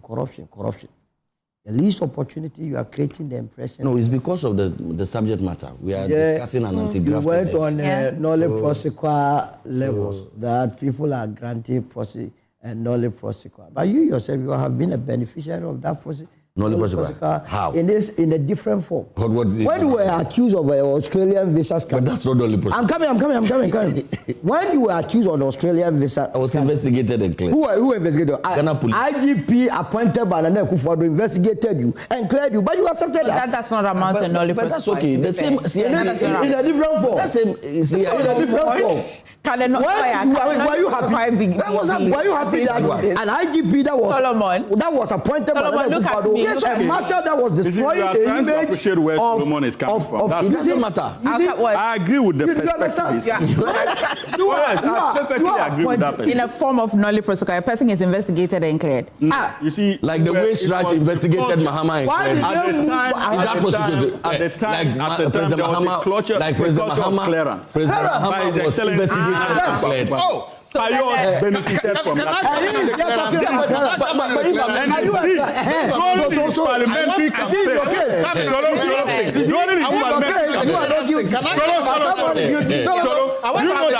Parliamentary campaign. During his parliamentary campaign, he was actually using it as a basis for using I was using my ability. He has told the Ghana Police Service by saying that he was granting visas. What are you talking about here? But am I a consular officer? Your mics are muted. Do you hear me at all? Gentlemen, your mics are muted. How can you say that? All your mics are muted. What be cleared? Your mics are muted. Your mics are muted. Your mics are muted. Okay, gentlemen, I don't like the noise. I don't do well with the noise. Okay. I don't like it. Can we have a conversation? Yes. Please. I don't like the noise. My viewers don't like the noise. Argument to make your own if you look at the comments, they don't like the noise. Absolutely. So, myself, I'm not. So mute everybody's mic until I've called them to speak. When I would have a legal question to ask Hamza, and this is purely because he's a lawyer, not because he's an NDC person. But you, sorry, he won't give me an honest answer. Well, at times, the viewers are discerning. They'll decide. Solomon, now open Solomon's mic and now land on your matter. So what? So your mic is muted. So it comes back to the issue that we have been discussing. The OSP's office, as a country, we must take a critical look at it. If it's not helping us, which I agree is not helping us, we must be bold, frank about it, and not. You see, we don't have enough resources to be throwing away. What then do we do to the situation where we say, because Attorney General is appointed, he just might be politically tinted and may not be able to fight? So the same argument extends to the OSP. He's appointed. The OSP is appointed by the president. That's why I say that to cure that, we brought in the idea of a second chamber to deal with it. Until then, the OSP is behaving like the Attorney General. So it's as good as resourcing the very budgetary allocation we are giving to the OSP to the Attorney General, so that if the Attorney General lacks quality lawyers, remember a lot of the so-called qualified lawyers, they prefer to practice in the private space because of some of these things. If you push more resources there, they may be able to lure a lot of cracks, lawyers and then investigators into the office to do the very job. At the end of the day, Victor Solomon, was he not convicted by the Attorney General? Actually. You understand? All those that have been incarcerated or convicted in this country, who led the prosecution? It's not Attorney General. We can do it. It doesn't matter. Okay. Hamza, is Article 88, I like to think, is in Chapter 8 of the Constitution, right? I think so. Is it entrenched? Yes. An entrenched provision. Yes. And so you say that maybe how we can amend it is what has invited us to be using a different approach. If we continue this approach, yes, but that was the very reason why the Honorable Haruna Idrisu, being a consummate lawyer himself and minority leader familiar with parliamentary practices, prompted the conscience of the nation when the bill was before Parliament, because he knew that the only way to truly create an independent body that would be shielded from political interference was simply through an amendment of the entrenched clause under Article 88 of the 1992 Constitution. And the NDC bought in principle that position and associated fully with it. And I am saying, even today, my recommendation that the Attorney General should give an executive authority that would be standard is a position that could be challenged even in the future. Of course. But if we truly want an independent body, if we truly want to get it to work, we need to amend Article 88. What are the challenges if it's amended? What could be the challenge? Foreseeable challenge? No, because it is if it is not amended, in the future somebody can also get up and question the authority. The office of the Special Prosecutor becomes solely independent, but still appointed by the president, as Solo is saying. No, you see, when we are talking about independence, it does not really end when it there was on the issue of appointment. Okay. We look at many other building blocks as far as independence is concerned. But you see, I would want to see an independent body. And let us take advantage of what is happening today, Emefa, to see how we can actually engage in that debate. The NDC is very right to be suspicious of the work of this current OSP. Remember that when the Deputy Attorney General requested for the extradition request, it is in the interest of this government to have Ken in the country. If the steps per international law, the OSP cannot request extradition. And per our Article 88, it has to be done through the minister responsible for justice and Attorney General. So if they were not getting it, and they were getting frantic, accountability is on the shoulders of us. After extraneous effort? You understand?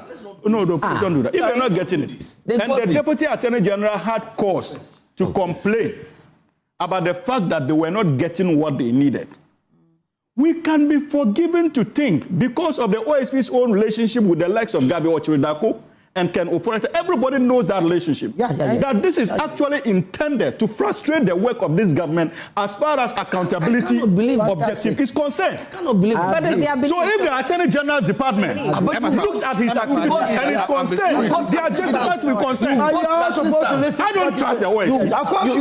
I believe strongly that he's covering up for the Ken Oforeta on the Ken Oforeta matter. So you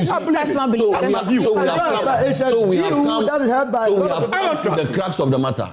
This is why the OSP, the whole institution has to come down. It is because people in the NDC do not trust the individual.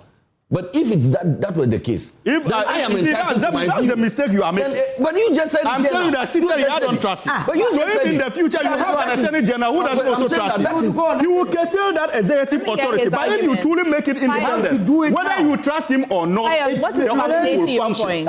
What point is he saying that is validating your point? He's saying that. He's made the point, we're here. And I'm saying what's your conflict? So that is the crux of the matter. The office of the Special Prosecutor has to collapse because the NDC elements in that's NDC. Not, that's but he said that. He said he doesn't trust he doesn't trust the OSP. No, but the office is different from the person. The office is exactly the point. Exactly the point. He doesn't have a problem with the office. In any case. Yes. the special prosecutor started pursuing Ken Ofori-Atta on his own. When? The assistance that the Attorney General needs when we mounted to do the extradition, they got it from the special prosecutor. They got it. They got it. When Nanado was granted leave for Ken to travel out, did the special prosecutor write a letter to say that he's the subject of the How do you say Hamza? It's okay, don't talk in Dagomba. Desire. I can say it's a silent, not Dagomba, but I can speak. Hamza, Desire. I've told you that Hamza employs this trick efficiently every day. You always fall for it. Dr. Zato. No, I know. You have been given opportunity to speak. I mean, but is this the research? Is this the change that we wanted? Is the question? He thought that we were making progress with the special prosecutor's office. Look. We all knew the challenges. It's a question I can leave to the viewers. I mean, this is the change. This is the research we were promised. What I'm saying is that now the office. Dr. Zato, but you have a question. Why is it that when Enam is talking, you don't have a problem with understand this? But you are Hamza. So he comes to me directly. He called me. He said, "Look, what I'm saying is Hamza is always on all." Listen. The OSP has a very big political problem. That's it. It has a very big political problem. Okay. Because it's political creation. Are you okay. All right, let's go to the levies. Let's go to the levies. Except that I have but it has a bigger political problem in my mind, Hamza, that if we think that this authorization, whether or not it was giving or not giving, and I like to come, I'm tilting to you whether that is not giving, why then did the Attorney General allow the OSP to start all these cases? Because I think up now he is looking into about 8 cases. But the mistake you are making is that the Attorney General is not saying that it will not give the authority. The Attorney General just wants an enforcement. This was an individual action, not by the Attorney General. I totally agree. The Attorney General is simply saying that they need an enforcement. We are not stupid in this country. They need the laws to be enforced to the effect that, look, that authority you need from us. It is not as if the Attorney General is interested, yes. The Attorney General is not interested in getting all the documents from the OSP. Absolutely not. Don't allow Suhini to deceive you. This is choreographed. We see the plot. This is something that the NDC is organizing. I'm a very Emefa woman. I won't allow anybody to deceive me. Let's go to the levy. So this month, did you buy petrol? Not yet. My pockets are dry, so I haven't bought it. How did you get here? Oh, that's what it is. Oh, old fuel. Sorry, old fuel in your car. I think that I've even gone beyond the first bar. No, I'm below the first bar. I'm getting to red. I'll buy soon. I'll start with you, Dr. Zato. Yes. Look, the government has done it. The cabinet has looked at all the features do it. But there's a story in the media this morning that is coming up. Comac says it is not the government that has done it. Okay. That it is coming from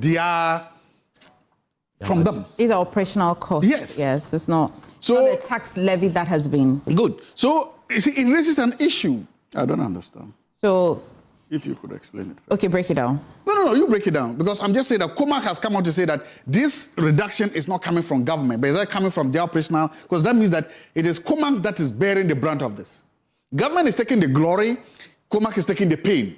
That is what it looks like. That's what I say. No, if you look at it, the SOEs, that's operational costs have been adjusted slightly for us to benefit. Mm-hmm.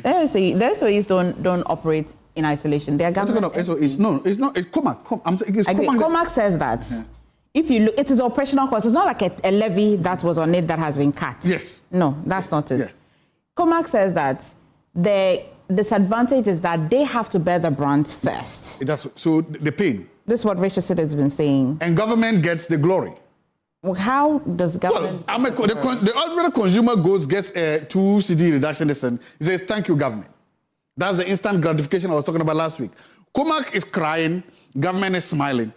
I'm a consumer, I'm smiling. But the question then I'm asking is that, you see, part of the problem we have in this energy sector over there has been accumulations of that. Will there be a time when Comac will now say that we are not going to take this? I still believe that, look, the Israel-Iran war will get worse before it gets better. Because, even as of yesterday, there were threats that, apart from the Strait of Hormuz, that the Red Sea is not going to be closed.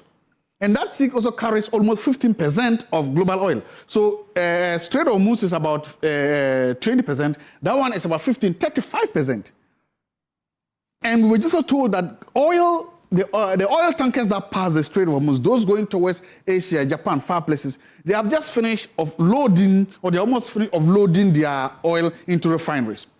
The ideal is that there should have been others following them, but none is coming. So we are yet to see the full effects of this. For now, the government has found a way to deal with it in this current window. We should pray and hope that these peace talks last. We should pray and hope that Israel and Lebanon also stop. We should pray and hope that we get a deal so that these two straits or these two water bodies are open. If not, the West is ahead of us. And if that happens, today, let me say whatever it is, the government may say it has a policy tool, a policy option to cushion us for this window period. I'm afraid that going down the line, if these things, these factors, these geopolitical factors, way outside our boundary, if they are not immediately fixed, then government may soon run out of policy tools to fix this problem. I don't want us to get there. Energy drives the nation. But then as a country, we will also then be dealing with sustainable issues. What do we see ourselves doing? How do we go? Government is raking a lot of money from high fuel prices through the oil we export. That's good. Going forward, this question has always been asked, and I don't know, there's no energy expert here. Can we refine our own oil at Finto or Tor with what we are producing? Can we do that to limit? I've also realized that we depend a lot on Asia and other places for their refined products. Can we, Dangote says they've shut up, they are in a process to help. Can we change where we pick our oil to Dangote? Is it that easy? What regulatory and other policy issues are needed for that? Either way, we need to be thinking about a long-term solution. Yes, government has done what it can do right now while it's observing and looking at the markets. But as a country, as a people, it's time for us to begin to say that we should not be held this volatile. You know how the strategic oil reserves came about? Because of the 1979 Israel-Arab war, the oil embargoes. It forced a lot of countries all over the world to begin thinking about oil storage and oil safeguards. We need to go there. Governments have a big challenge to do that. We need to increase the capacity of BOST. Right now, BOST, I think they have enough for 4 weeks or 6 weeks. We need to do that. Can we get BOST to be able to secure, store oil that can do us 6 months or even up to a year? We can. If you invest in BOST and they are expanding, it also creates jobs and business opportunities. So let's think long term. For this pricing window, let's say we've dodged a bullet. But let's think long term, find ways to make BOST stronger, better, more resilient, and then also put our economy more resilient. We are consuming a lot of energy, we need it to grow, and we need to do that. Okay, Solomon, who is taking the hit? Because as I understand, it's not a direct removal of a tax. Basically, they're compressing the operational margins in the supply chain. And I want to understand where this cost, who's taking the OMC say that they are taking the hit. Mm-hmm. If I listen to what Rivers Nopon is saying, but at what point is government going to be impacted in any way? The position of Riverson is it's a matter that we must interrogate. I mean, I believe that as media houses, you must get him to explain further. Because I have a view that government must not touch the tax component. I've said the time with that number. Mm-hmm. You know, the taxes that are put on petroleum, they are put there for specific assignments. If you take the D-levy that they brought recently, the 1 city, is to deal with the energy and the doomsday situation. This morning, I saw you with the lamentations. Don't know whether lamentation 1, 2, or 1, 3. How you felt uncomfortable with the number of doomsdays that you were experiencing. So my attitude is that if you are going to reduce those taxes from it, then as a government, you must show us where you are going to get the money. And where you are going to get money, what is it going to affect? Are you going to, as it were, align or take money from the education sector to come and cushion the consumer or the health sector? And what will be the implication? For Comac to say they are the ones going to bear the brunt of it, then it tells us that all these while, they could do something about their pricing. And why would they want to do that? No, but now they can just, they are the ones telling us that it's going to affect their margins or their operational, they are the ones going to reduce the operational cost. Is that what you are telling me? I keep saying that I have a difficulty with the fact that the moment prices on the international market goes up, immediately it reflects in our pumps. Something is not adding up in my head. That on the international market, if it's $100 today, is that the sort of product we are using at the pumps? or these are products that were bought in the past. But be that as may, there will be some relief. Yeah. If you look at our energy consumption, I mean, diesel alone, we are talking about close to 230 million liters a month. So I understand it's 2 cedis that is going to be removed from diesel. From diesel. Yes, so that's if you were to multiply 2 cedi by 230 million liters, that gives you about 460 million a month. That's not a small money amount. If you were going to add that of petrol, it becomes another matter. One of your topics was to the effect that teachers have not been paid for what? 14 months. So if teachers have not been paid for 14 months and we are going to let go this amount, if I'm the government, I'd rather put the tax on it and go and pay the teachers. But they won't. They will pay contractors. But this business started from your end. Procurement government. It started from 2024. They were not paying them. March 2024. It's not true. Calculate 14 months. But I'm saying that started. Look, you see those that are capturing you, even your headline is wrong. Didn't you go to class 1? The teachers are saying 14 months. You say it started from 2024. Between 2024 and I have been in this country for so long to know what has happened. Solomon can fight. I will deal with it. Look, I'm reminding him. On the 20th of March 2024, yes, 3 teacher unions and block. Ghana National Association of Teachers, Graduate Teachers Association. Are you writing the teachers' petition? You understand? The teachers themselves are speaking. They are saying for 14 months. They went on strike because you were not paying them. Then you promised them, you took in more new teachers in September 2024. You were not paying. That is not good enough. May I have a problem with teachers not being paid. How can you employ people and say you not pay them? Have you been listening to the teachers? Yeah. What's the challenge, Pius? The teachers themselves are saying that they have not been paid for 14 months. Yes. So let's say they have not been paid from 2024. 2024 to 2026 is how many months? They talk about certain areas. So but sometimes I get amazed with the levels of how did you get degenerated to this level? Okay, everything is politics. Let me do my. For you. Let me do my. All right. I'm coming to. Have you So Solomon, why have you packed your books? It's done. No, have you landed? Have you landed? No, I'm not landed because I'm looking at my time. I'm telling you, I'm the owner of the time, and I say land. Are you done? And now we. It's okay. Wait.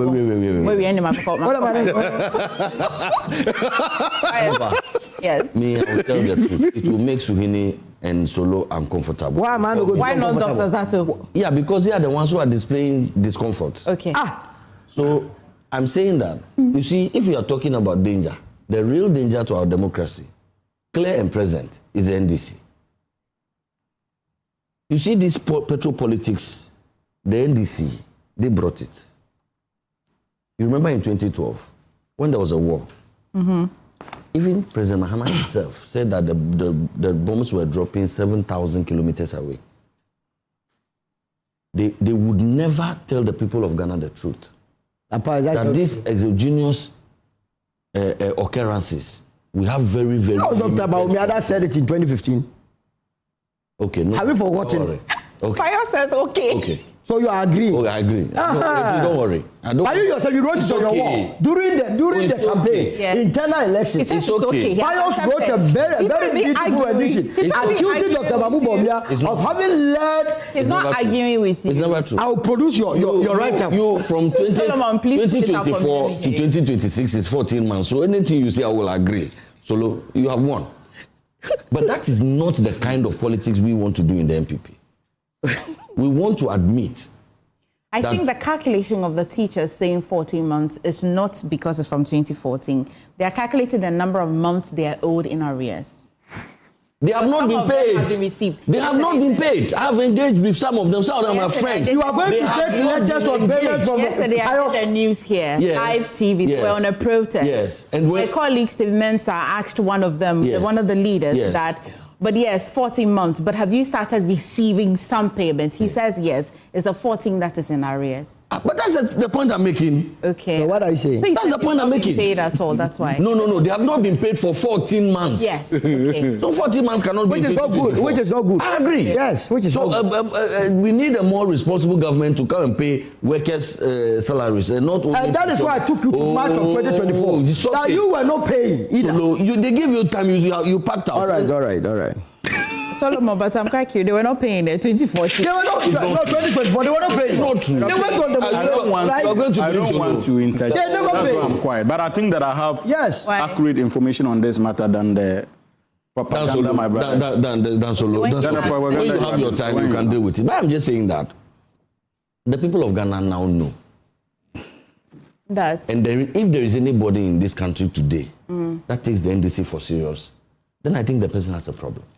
Hey. Because it is clear that they chose to lie themselves into power. But is it a fair statement to make? But it is. Because of course there will be very discerning people that they don't believe them anymore. Okay. Every day you do a vox pop out there, you see whether it is LGBTQ, whether it is paying teachers, whether it is recruitment of teachers, whether it is recruitment into security services. But today, every single thing the NDC told us has turned out to be a lie, but we have a tangible point. The government says that they were going to see how they can cushion the people of Ghana. Have they cushioned? QCD. You have just asked Solo, and Solo says that we should establish a special inquiry into whether it is who takes the hit. And I agree with If you go to buy fuel, yes. Today is the start of the new price and yes. If you go to buy fuel, you're likely to buy 2 CD less for diesel. That's 6 pesos less for petrol. That's tangible. You can measure it, right? You have That's not a lie. Which would make me do something I ordinarily would not do. Okay. Let me give you this analysis. You want to do comparative analysis. I'm suggesting to you that the NDC government has not done anything. They've not done anything. They have not done anything. Okay. In fact, even this respite that we are getting, or we are supposed to be getting, we are told that it is not a sacrifice on the side of government. It's a sacrifice on the side of various stakeholders in the ecosystem. It's the government that initiated it, because Solomon asked a very relevant question. Who is taking the hit? Solomon asked a very relevant question. That it means that Comac could have done the reduction, but they didn't. That's unfair. That's unfair. That's unfair. What is unfair when people love the citizens more than their government, and then they take the hit and they make the sacrifices. We should not therefore argue that then that is what it must be. No, but I'm saying the government that allows for a person can have the unless that the government that allows for these kinds of exorbitant profits can have the opportunity, but they will not because it's their business. I'm saying that I don't know what the offer the government made for them to want to take the hit. But would you take a hit to even collapse your business? No. What are you talking about? Yeah, but you think the common people, they say that they claim they are taking, if it is going to collapse their business, they will do that. He's going to do something. But you are saying that we should interrogate the matter. And I agree with you. And I agree with you that we should interrogate the matter. But why are you going with this? But I'm saying that I suggested to you that we should not trust the NDC. They've not done anything. And I'll give you an example. In 2022, when the war started, and that's why I said about their commentary, the finance minister currently said the bombs were not landing in Yamuransa. But at that time, you recall the war started on the 24th of February. By the 24th of February, Russia. A liter of diesel was selling for 7.99 cedis. What about November? By the 3rd of April, about a month, thereabout, it had come up to 10.20. And what was the international market price? At that time, market price it was between 170 to 130. It was 79. It was 79. What are you saying? It was 79. Please. I was also going through it. It was 79. Please. Fact check him. Oh, yeah, probably. There are so many things I have to this hatchet job that you are doing for them. I'm not doing what are you talking about? I think the greatest service. No, you are doing what are you talking about? We are discussing your party is lying. Your party is lying. Okay, I hear you. Can I talk now? Fact check him. Can I talk now? No, this hatchet job you are doing. This hatchet is not good. It's okay. Then you come fast forward, 2026. Yes. 28th February, the war started. 11.34 Ghana cedis per litre was the price at the time. The first one that I calculated for you, it was a jump of 28%. Between 24th February. Analysis I want to get. That's why I want him to land. I want to. I'm saying that it's just fair that I allow him to. 7.99 to 10.20. What is 28%? Even that one is difficult for you. 7.99. Yes. To 10.20. At what between what time and at what rate? February 24th. In fact, February 24th. How much were we selling? To 3rd of April. And at that time, crude was selling at between $117 per barrel to $130 per barrel. You can check. It's not true. Okay, you don't. Let me make my point. Kingsley, please check. Then 28th February, the war started, this current war. The US-Israel-Iran thing. 28th, all of them started in February.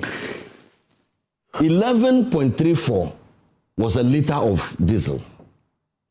By the 3rd of April, I'm using the same time because I want to compare mangoes to mangoes. But how can you do this? At that time, 3rd of April, we were buying diesel 17.70 per liter in this country. And the barrel was how much at the international market? Between $100 and $110. That's not true. Even November, that is not true. Can I finish? No, but you are throwing that into the eyes of the... A jump of 56%. Because but even then, they claimed, the NDC claimed that, the MPP was insensitive. We don't care. We didn't do anything. Because 1 month. Yes, that's the point. Okay. I'm saying that, look, we are in a situation, and I agree, the taxes are there for a purpose.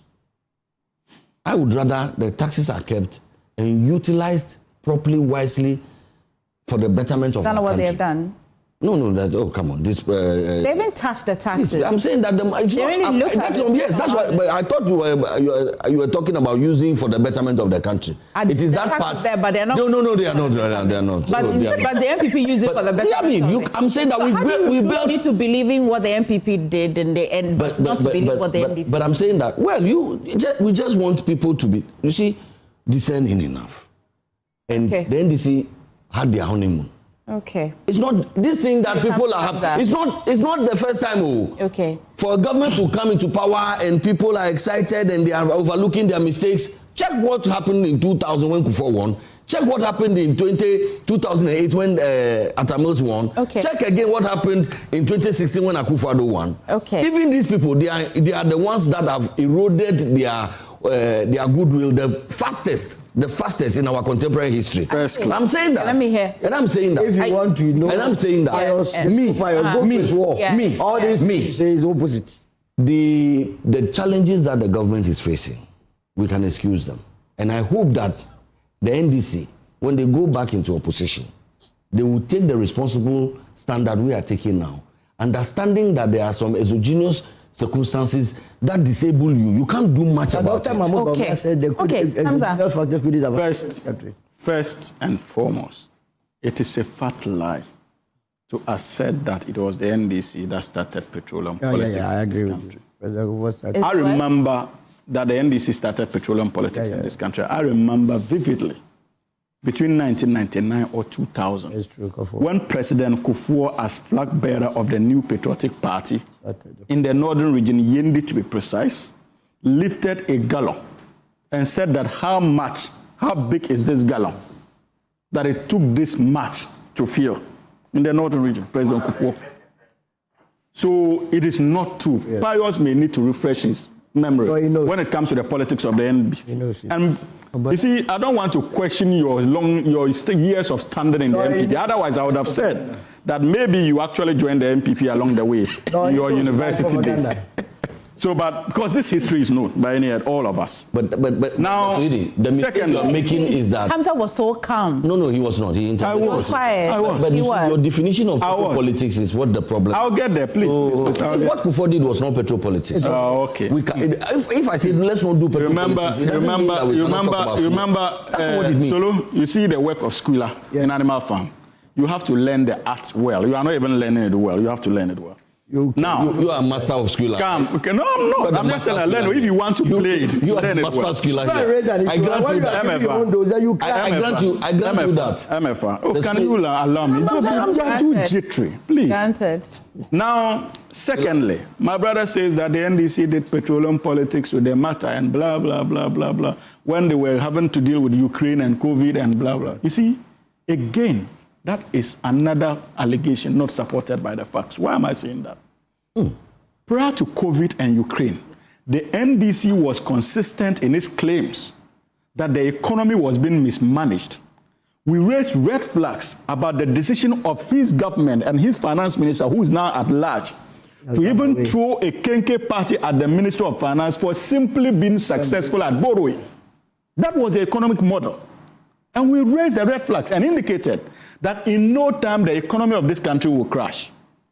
So when COVID happened and Ukraine happened and you wanted to hide under it, we referenced other countries that did better in terms of its fundamentals and were able to withstand the shocks and made the argument that your excuses could not just be that because Ukraine and COVID happened. That was the position of the NDC. And indeed, it was not the NDC's position alone. The World Bank representative at the time, Mr. Laporte, granted an interview, this very network, and indicated that Ghana's economy had shown serious signs of distress before COVID and Ukraine. That is a fact. So contextualize our criticism of you. Now, fast forward.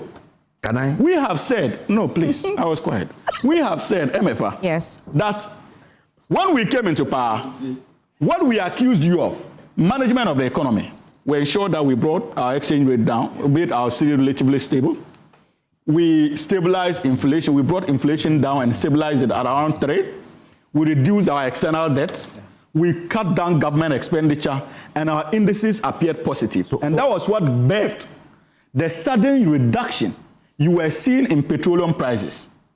And we said that it birthed it. And then when it started going up. That's right. Well, please, I'm getting there. Please. If you are patient, you get the logic. This is not propaganda. This is rooted in facts. You can. Now. Pius, you know I have to release you, right? Yes. So you've got this backing vocals that Solo is giving. Can I make it? Now, you see, Solo, please don't let them. Thank you very much for releasing me. No, you see, Emefa,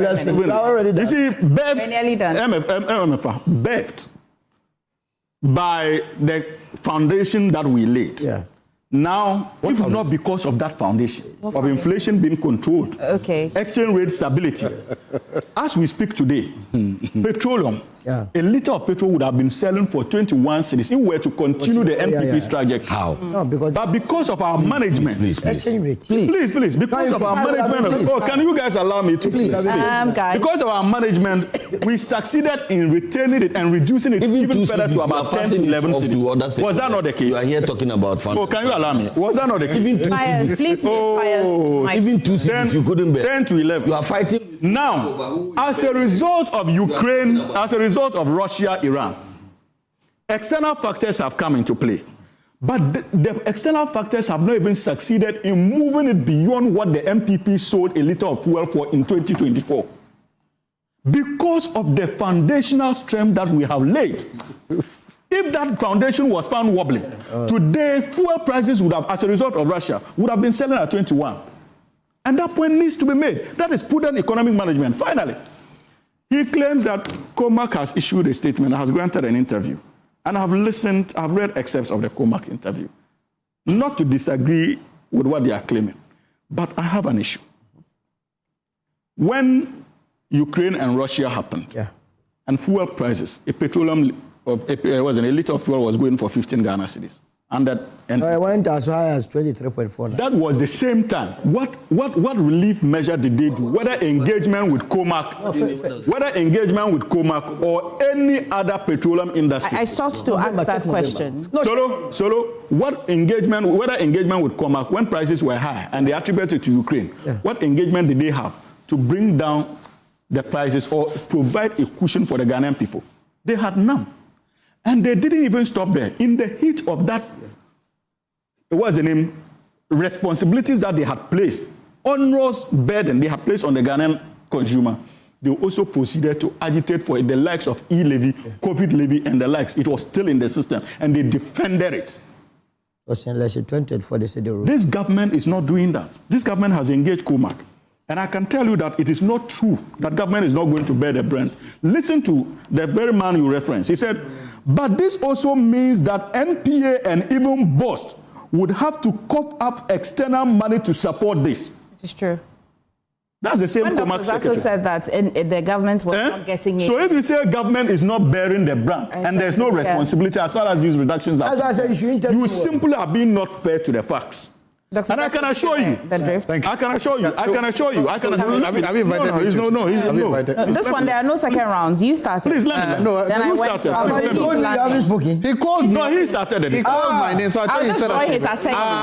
You were not calling me to talk. Yes. So you were not calling me to talk. You were just calling. I was just drawing with my submission. Somebody has. My name was called. I just want to find out if I was called to talk. On this platform, my brother, in all honesty, he should be apologizing to the good people of this country on behalf of his party and himself. Why? You see, upon all the unsuccessful attempts he did to downgrade the impact of this particular government intervention and sought to draw in teachers, a clearance that they gave and allowed the clearance to expire because they did not engage those people in time. The NDC government inherited that mess in line with many other mess we inherited from you. And we are having to deal. You made references to the 14. Please. I can tell you that. Please. Why are you doing this, Emefa?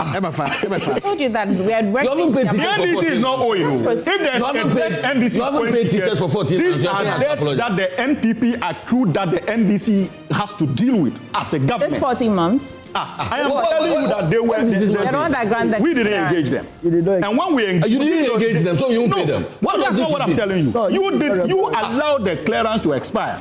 President Mahama, when he came, they appealed to him. He indicated to the Minister of Finance to issue another new clearance to regularize it because the previous clearance had expired, and that's why you people did not start their payment. So the minister responsible for finance re-engaged with Minister of Education, and it has been decided that even the ones that you couldn't pay. How can people who were recruited, their clearance expire? What are you saying? How long has this government been in power? Normally, a clearance doesn't have expiration. But yes, but that clearance has it is based on the clearance that you are recruited. Ask him. It is based on the clearance. Ask him whether their clearance expired or not. Okay. It is based on a clearance, an active clearance that you are recruited. So I can tell you in principle that this government is not owing you. They don't intend to pay. They don't intend to pay. We have paid. You must pay. We are committed to pay. The minister responds, the deputy minister of finance. Hamza, thank you very much. I think your point is well made. Dr. Zato, thank you as well. Pius, thank you. Solomon, thank you very much. We have more on the show. Yeah, we know this. Fine, stay for the rest of the show. Teachers for 70 and 40.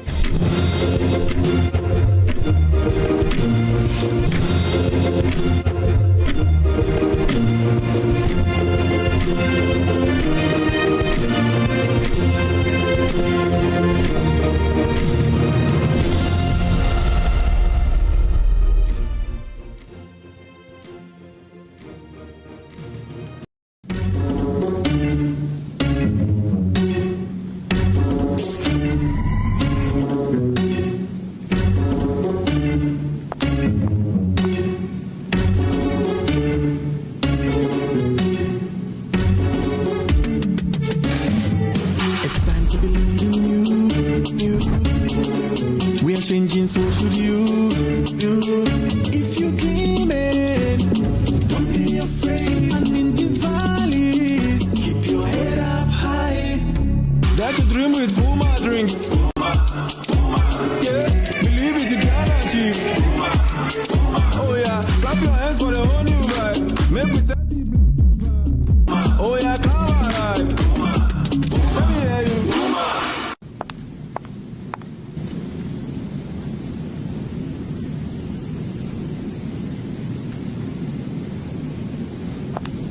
Puma Drinks, a whole new vibe. Another quality product from Casa Precon. This advert is FDA approved.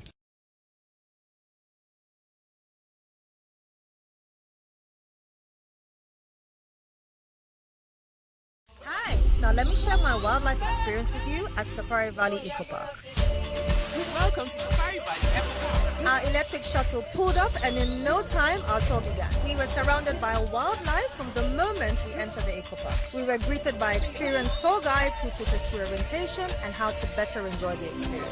Watch these animals roam freely in their natural habitat undisturbed by our presence. We saw zebras, sable antelope, brown crane, mara, silky chicken, nyalas, Shetland ponies, and so many animals I just couldn't keep up. Our tour guides taught us so much about the wildlife, their behavior, and how to interact with them.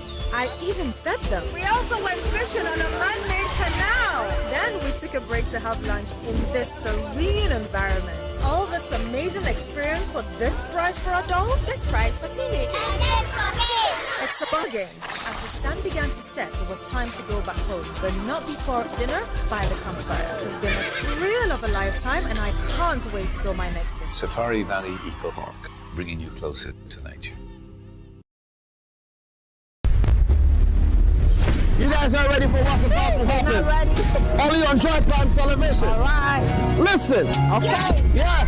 Hey, my name is MC Kofi-Darlington. Out here, my sister, the guy is quick.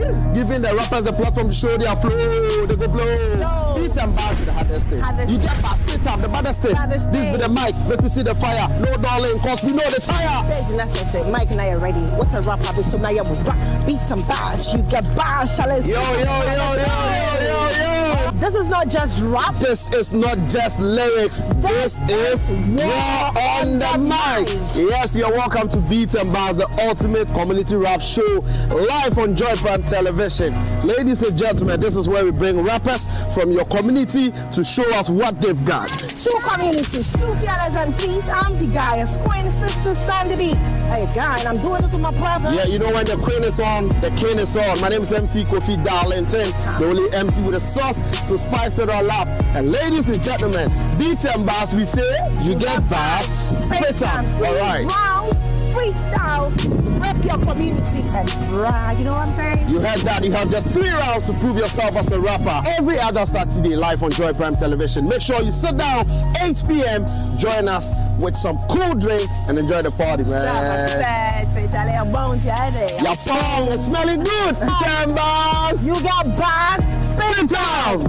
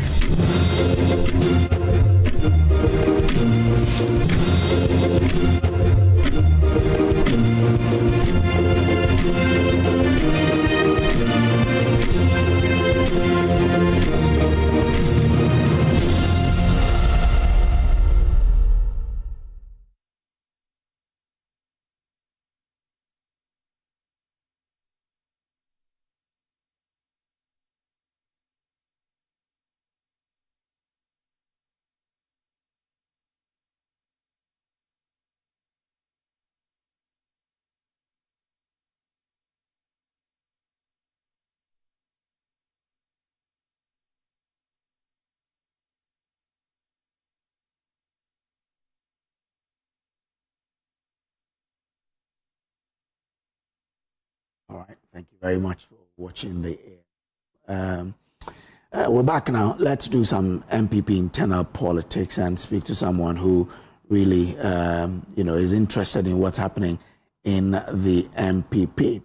Now, if you look at it, recently they announced some guidelines which is going to guide their internal elections that they will be embarking upon.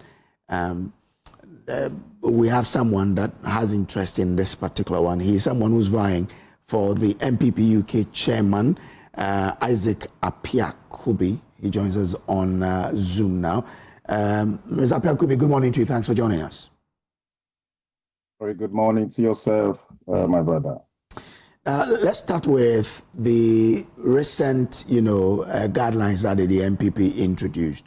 As someone who is vying to be chairman of the party in the UK, I'm sure you have some interest in how the internal politics or the internal elections is being, organized. What are your views on what the committee has put out so far?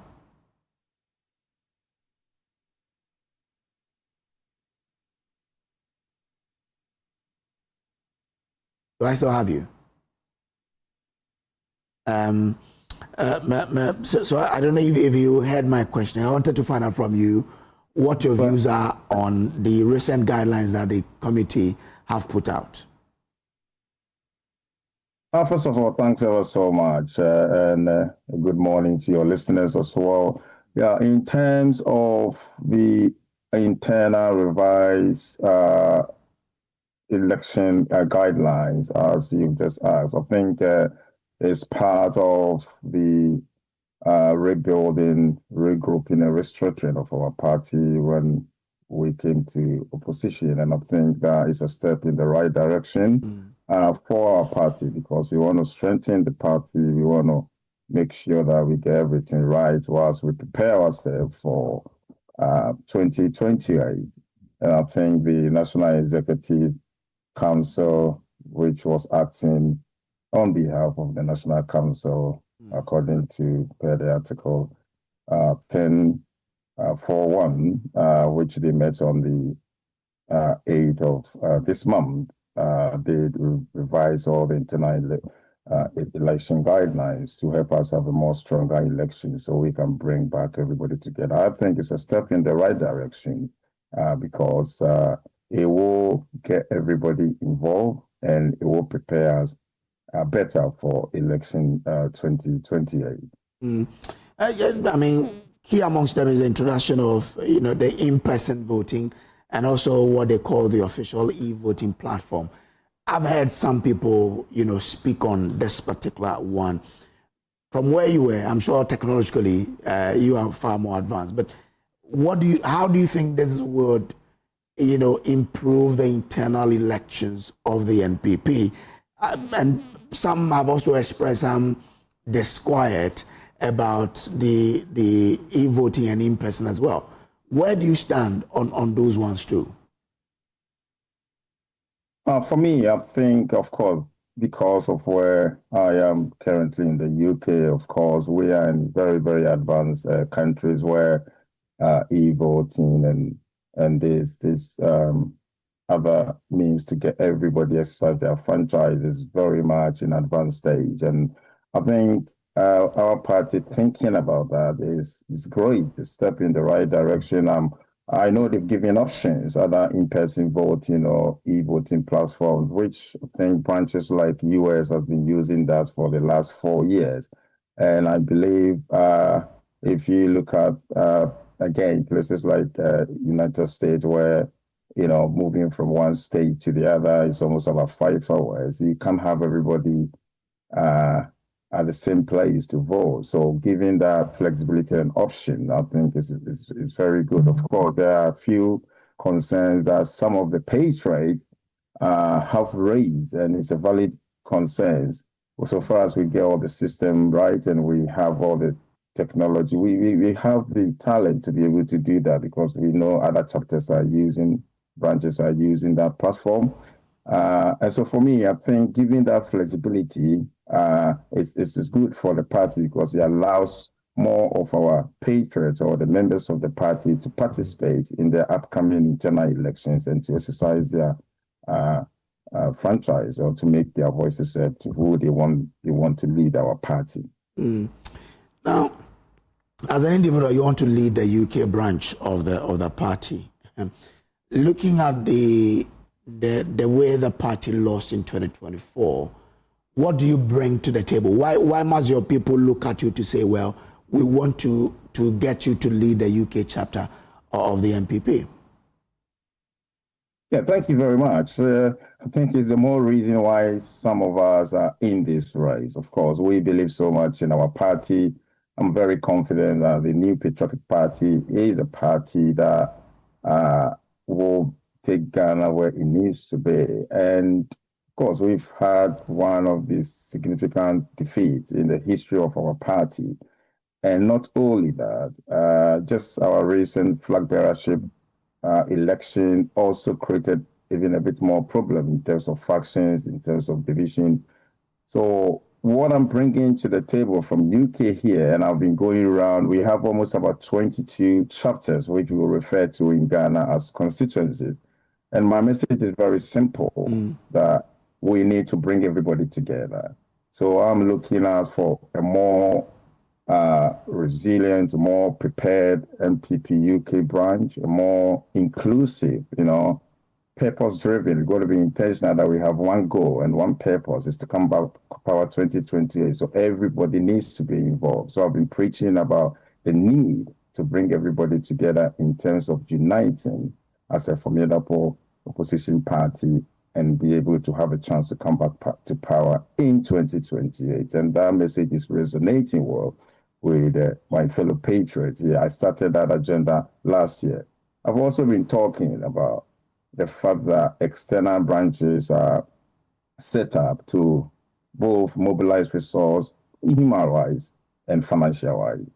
So in terms of policy formulation, we have talent, we have people who are here, have studied the system, and most of the policies that we've implemented in Ghana came from the UK. So I've been preaching to them how we can harness that talent, and also in terms of having the network to mobilize financial resource. We are in a position we need the finance, we need activities to raise money to support our party, and that is also I have done a lot in that area. So again, that is what I'm bringing onto the table. I've also been talking about strengthening our internal structures.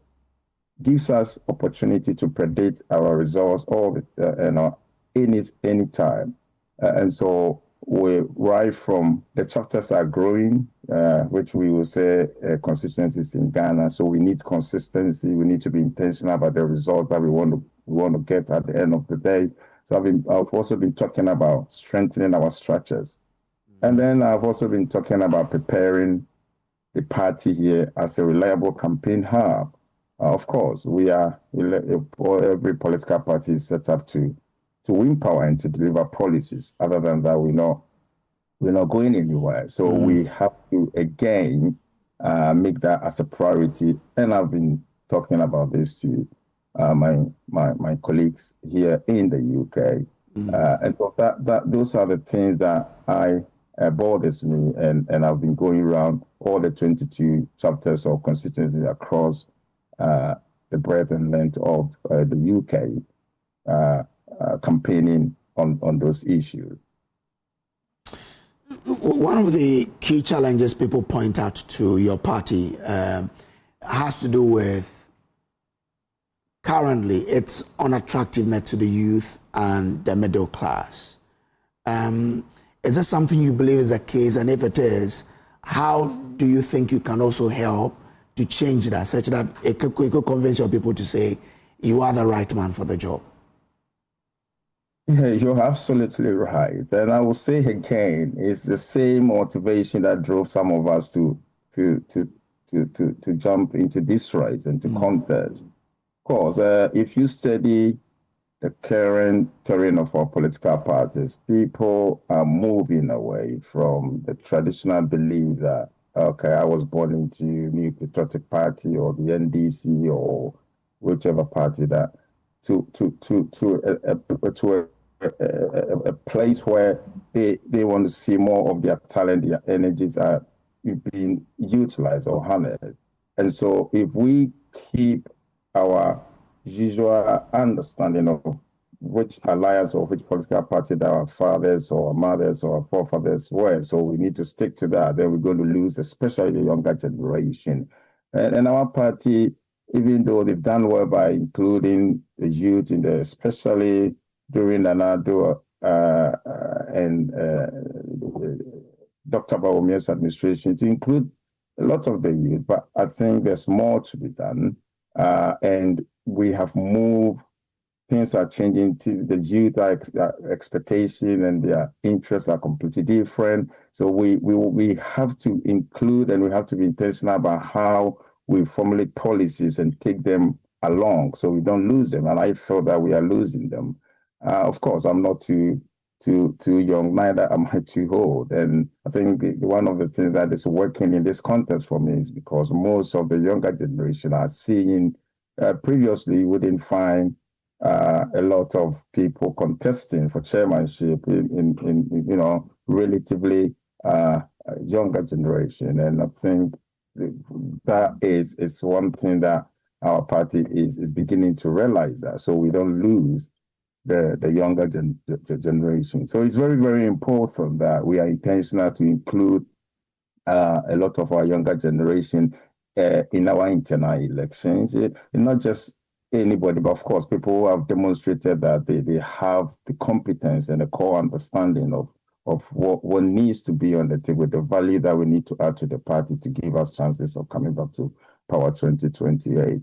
So that is being worked on. I know there's still more work to be done, but I think it's for some of us jumping into the race, it should tell you that the party is more prepared, and we are on that journey to including the younger generation.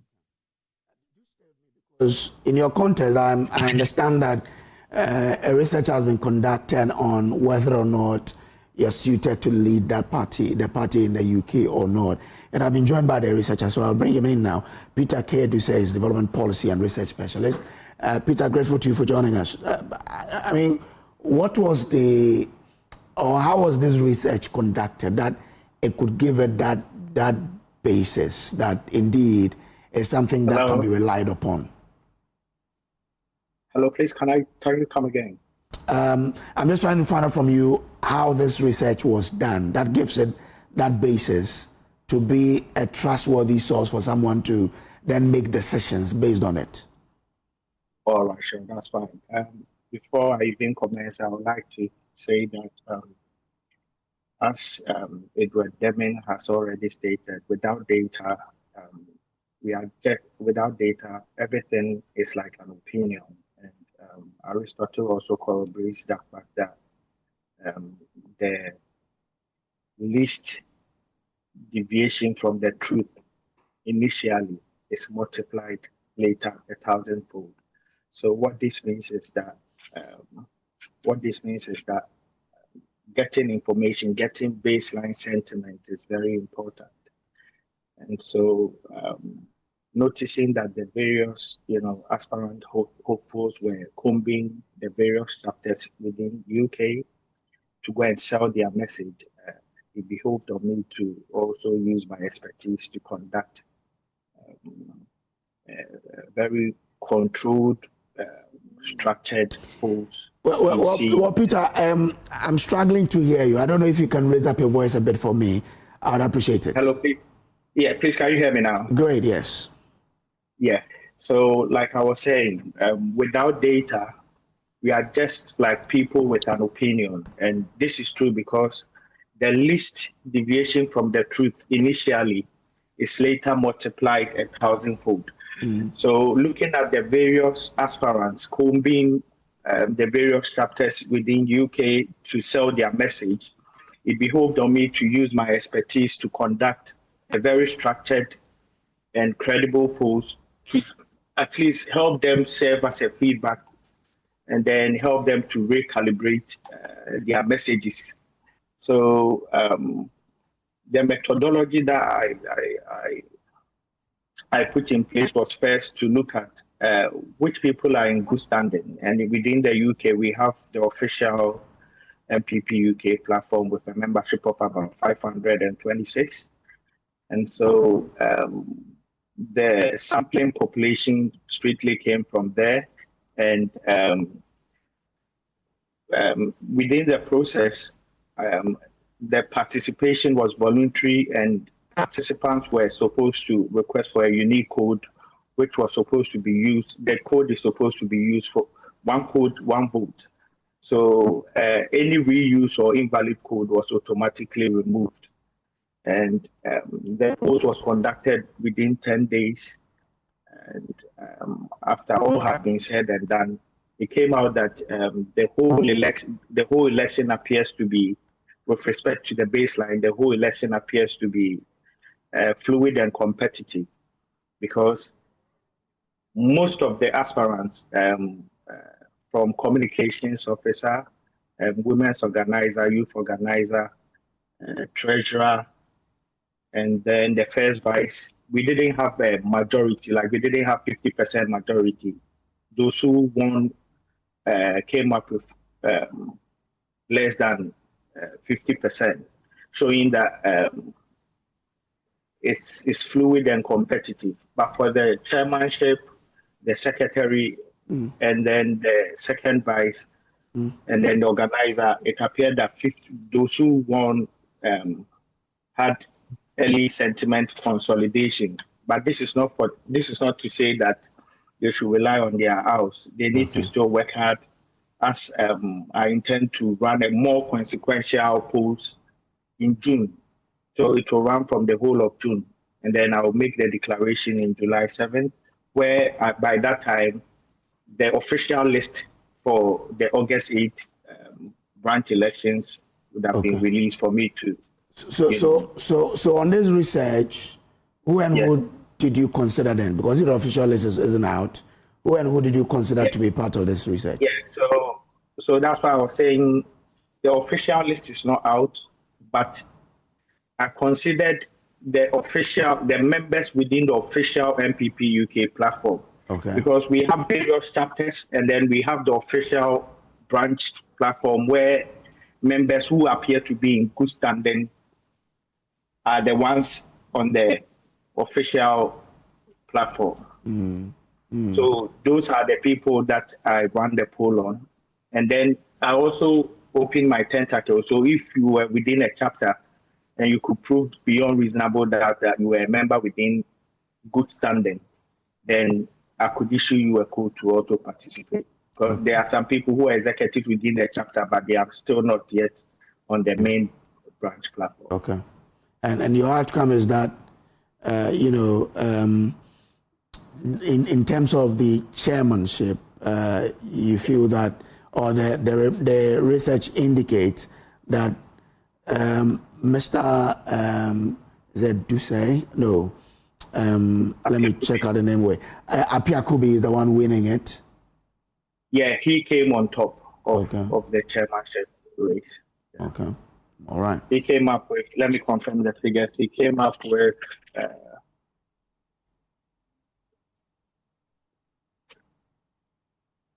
okay. So for the chairmanship, we had 4 people contesting, and he came up with 54.7, followed by Andy Owusu with 28.1, and then Frank Edusa Stedman with 8.6, and Richmond Mensah with 3.9%. So, I mean, what contributed to him coming up on top? Well, I'm just a poster, and it didn't come out in the post. No, I didn't ask for. I didn't ask for why people voted for, but it appears that it could be that maybe his message is resonating with the people. Okay. But like I said, this is a baseline internal sentiment poll. Okay. The more consequential test would be done in June, where we can be able to say that at this point, if there's consistency within it, then there's much to be desired. Okay. All right. I'm grateful to you, Peter Edusei, for joining us. Peter Edusei is development policy and research specialist. Mr. Apiakubi, so there you have it. The research puts you ahead of your compatriot. Obviously, you'll be happy with it, but how do we intend to maintain this lead to then actualize on the day the elections will be held?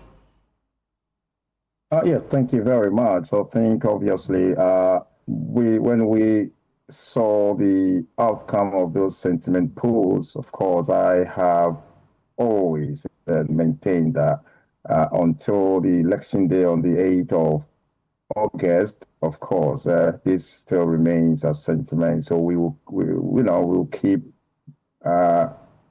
going around with our message and making people understand where our party is and the fact that we will need to unite, the fact that we need to strengthen our structures, the fact that we need to be financially independent to help the bigger party back home, looking after the members' broader welfare, which is percent-driven, and then preparing the MPP UK. So nothing has changed. We intend to keep doing that. One thing that I've been doing is also to let people understand what we have done for the party in terms of the impact, in terms of the visible difference that would be. And we tend to keep preaching that message. So we're not really relenting at all just because of the sentiment post until 8. So and my team are fully aware of that, and that's what we're doing currently. All right, thank you very much, sir. There you have it. Mr. Apiakubi is vying to be the chairman of the MPP UK branch. Today is 16th April, and 16th Aprils are very, very special days for me, because it was on that day that myself and my wife, Abigail Abenamponsa, welcomed our first daughter. So, Michelle Busmefi Akuba Brace, today is your birthday. You are 12 years old. It's been a blessing to have you, because you really brought a lot of blessings. You changed the way things are, and we love you. We know that God, made you a special girl. So we thank God for you. May the good Lord continue to bless you. Michelle Busmafi Akuba Brace, a happy birthday to you, my darling angel. And then to you, Auntie Annette, you are with Amak Royal International School. Today's your birthday as well. Happy birthday to you, Auntie Annette. And thanks for all you do for your school there. All right. So let's wrap up the show with this one. I know my producer, wants us to wrap up, but you know what? Yesterday was the birthday of my very good friend, Beatrice Okai, who is the corporate services manager of New Age Agri Solutions. Beatrice, you had a great birthday yesterday. I pray that the good Lord will continue to bless you. Well, now, flooding along the Wastewater, worsened by erratic rainfall and recurring spillage from the Bagre Dam, is destroying farms and deepening poverty in part of Ghana's northeast region. The situation is turning once thriving agricultural communities into zones of loss, uncertainty, and survival. Seram Abla D'Souza has today's episode of Climate Evidence from Nalerigu in the Nalerigu-Gambaga district and Wulugu. My name is Samuel Brace, and that's how we wrap up the show to enjoy this Climate Evidence. We'll meet again, God willing, tomorrow. Along the banks of the Wastewater, the story of farming is no longer just about planting and harvest. It is now a story of loss, uncertainty, and survival. In Nalerigu, in the Nalerigu-Gambaga district, and Wulugu in the West Mampusi municipality of the Northeast region, what used to be fertile fields of maize and rice are now flooded plains, washed away in a matter of hours. Lamisi Ayebu is a rice farmer. She says repeated flooding along the Wastewater River, coupled with spillage from the Bagre Dam in Burkina Faso, has destroyed her livelihood. Now, she sells firewood just to feed her family. Soybeans, more. In sorry to make chimfa, you're drowning in aso. And me and ye be. Now, so I want you to hire any sky the bay a business. One baby is so free, a jaya being a baton, and my body a school. Ya, your daughter on Sunday soon found so you need be a tongue. At the end, you're hot in. Experts say the problem is worsening. Professor Asa Muhammad of the University of Technology and Applied Sciences explains that the area has become increasingly flood-prone due to changes in the river structure. Look at the volume of water that comes in, and we talk about the perennial flooding.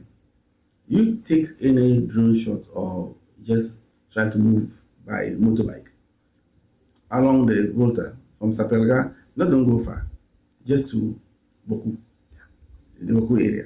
You see that the river is silted. So it is not that so much excess of water that is coming into it, but the little that even comes will definitely flood because the depth of the river has reduced drastically.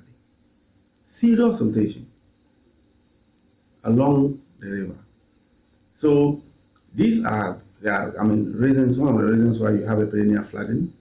Erratic rainfall patterns linked to climate change combined with water spillage from the Bagre Dam are intensifying the flooding. This rising temperatures is what is causing erratic rainfall and very difficult in predicting the weather, because when we don't expect some conditions, it comes. When you expect it, it doesn't come. It's because of this warming that we are seeing. For generations, the Wastewater River sustained livelihoods. Today, it threatens them. Every year, whenever we farm, the water comes and destroy it. So it's not our fault, the fault of the rain. It doesn't rain early. The time we expect the rain to come so that we plant, and by this time we harvest, the rain will not come. We also have Agyeman-Rawlings. Tap the water from the dam or the river to plant early. So every year, actually, it disturbs a lot. You can't tell when exactly it will rain. You can't tell when the rain will come, so that you will be sure that when I plant this, it is going to do well. When I plant this, it is going to do well. Sometimes people go plant and the rain stops. And at the end, they always lose. So that's why I'm saying that it is unpredictable. You can't tell when it is going to rain. You can't tell when it is going to be raining frequently for your things to grow. For farmers like Larry Jennifer, the impact goes beyond immediate loss. Repeated destruction of her farm has trapped her in a cycle of debt and poverty. With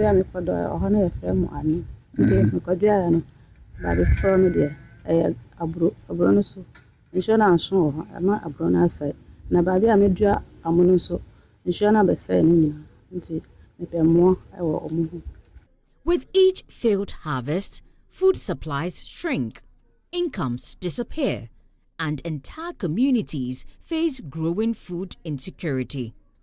Professor Asa Muhammad is proposing measures to mitigate the impact of flooding along the Wastewater River, including enhanced river management and improved coordination regarding the spillage of the Bagre Dam.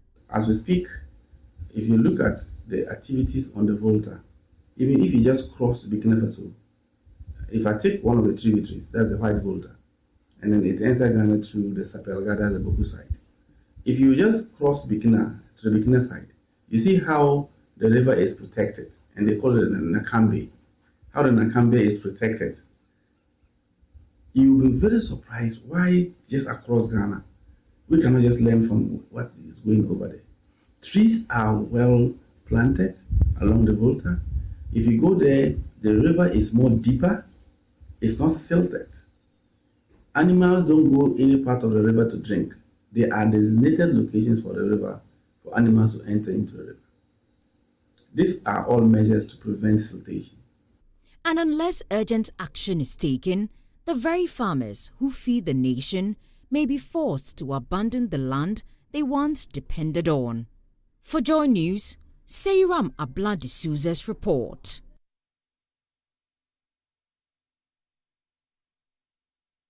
This story is brought to you by Joy News in partnership with CDK in Ghana, University of Ghana Center for Climate Change and Sustainability Studies, with funding from Claire R4I Opportunities Fund.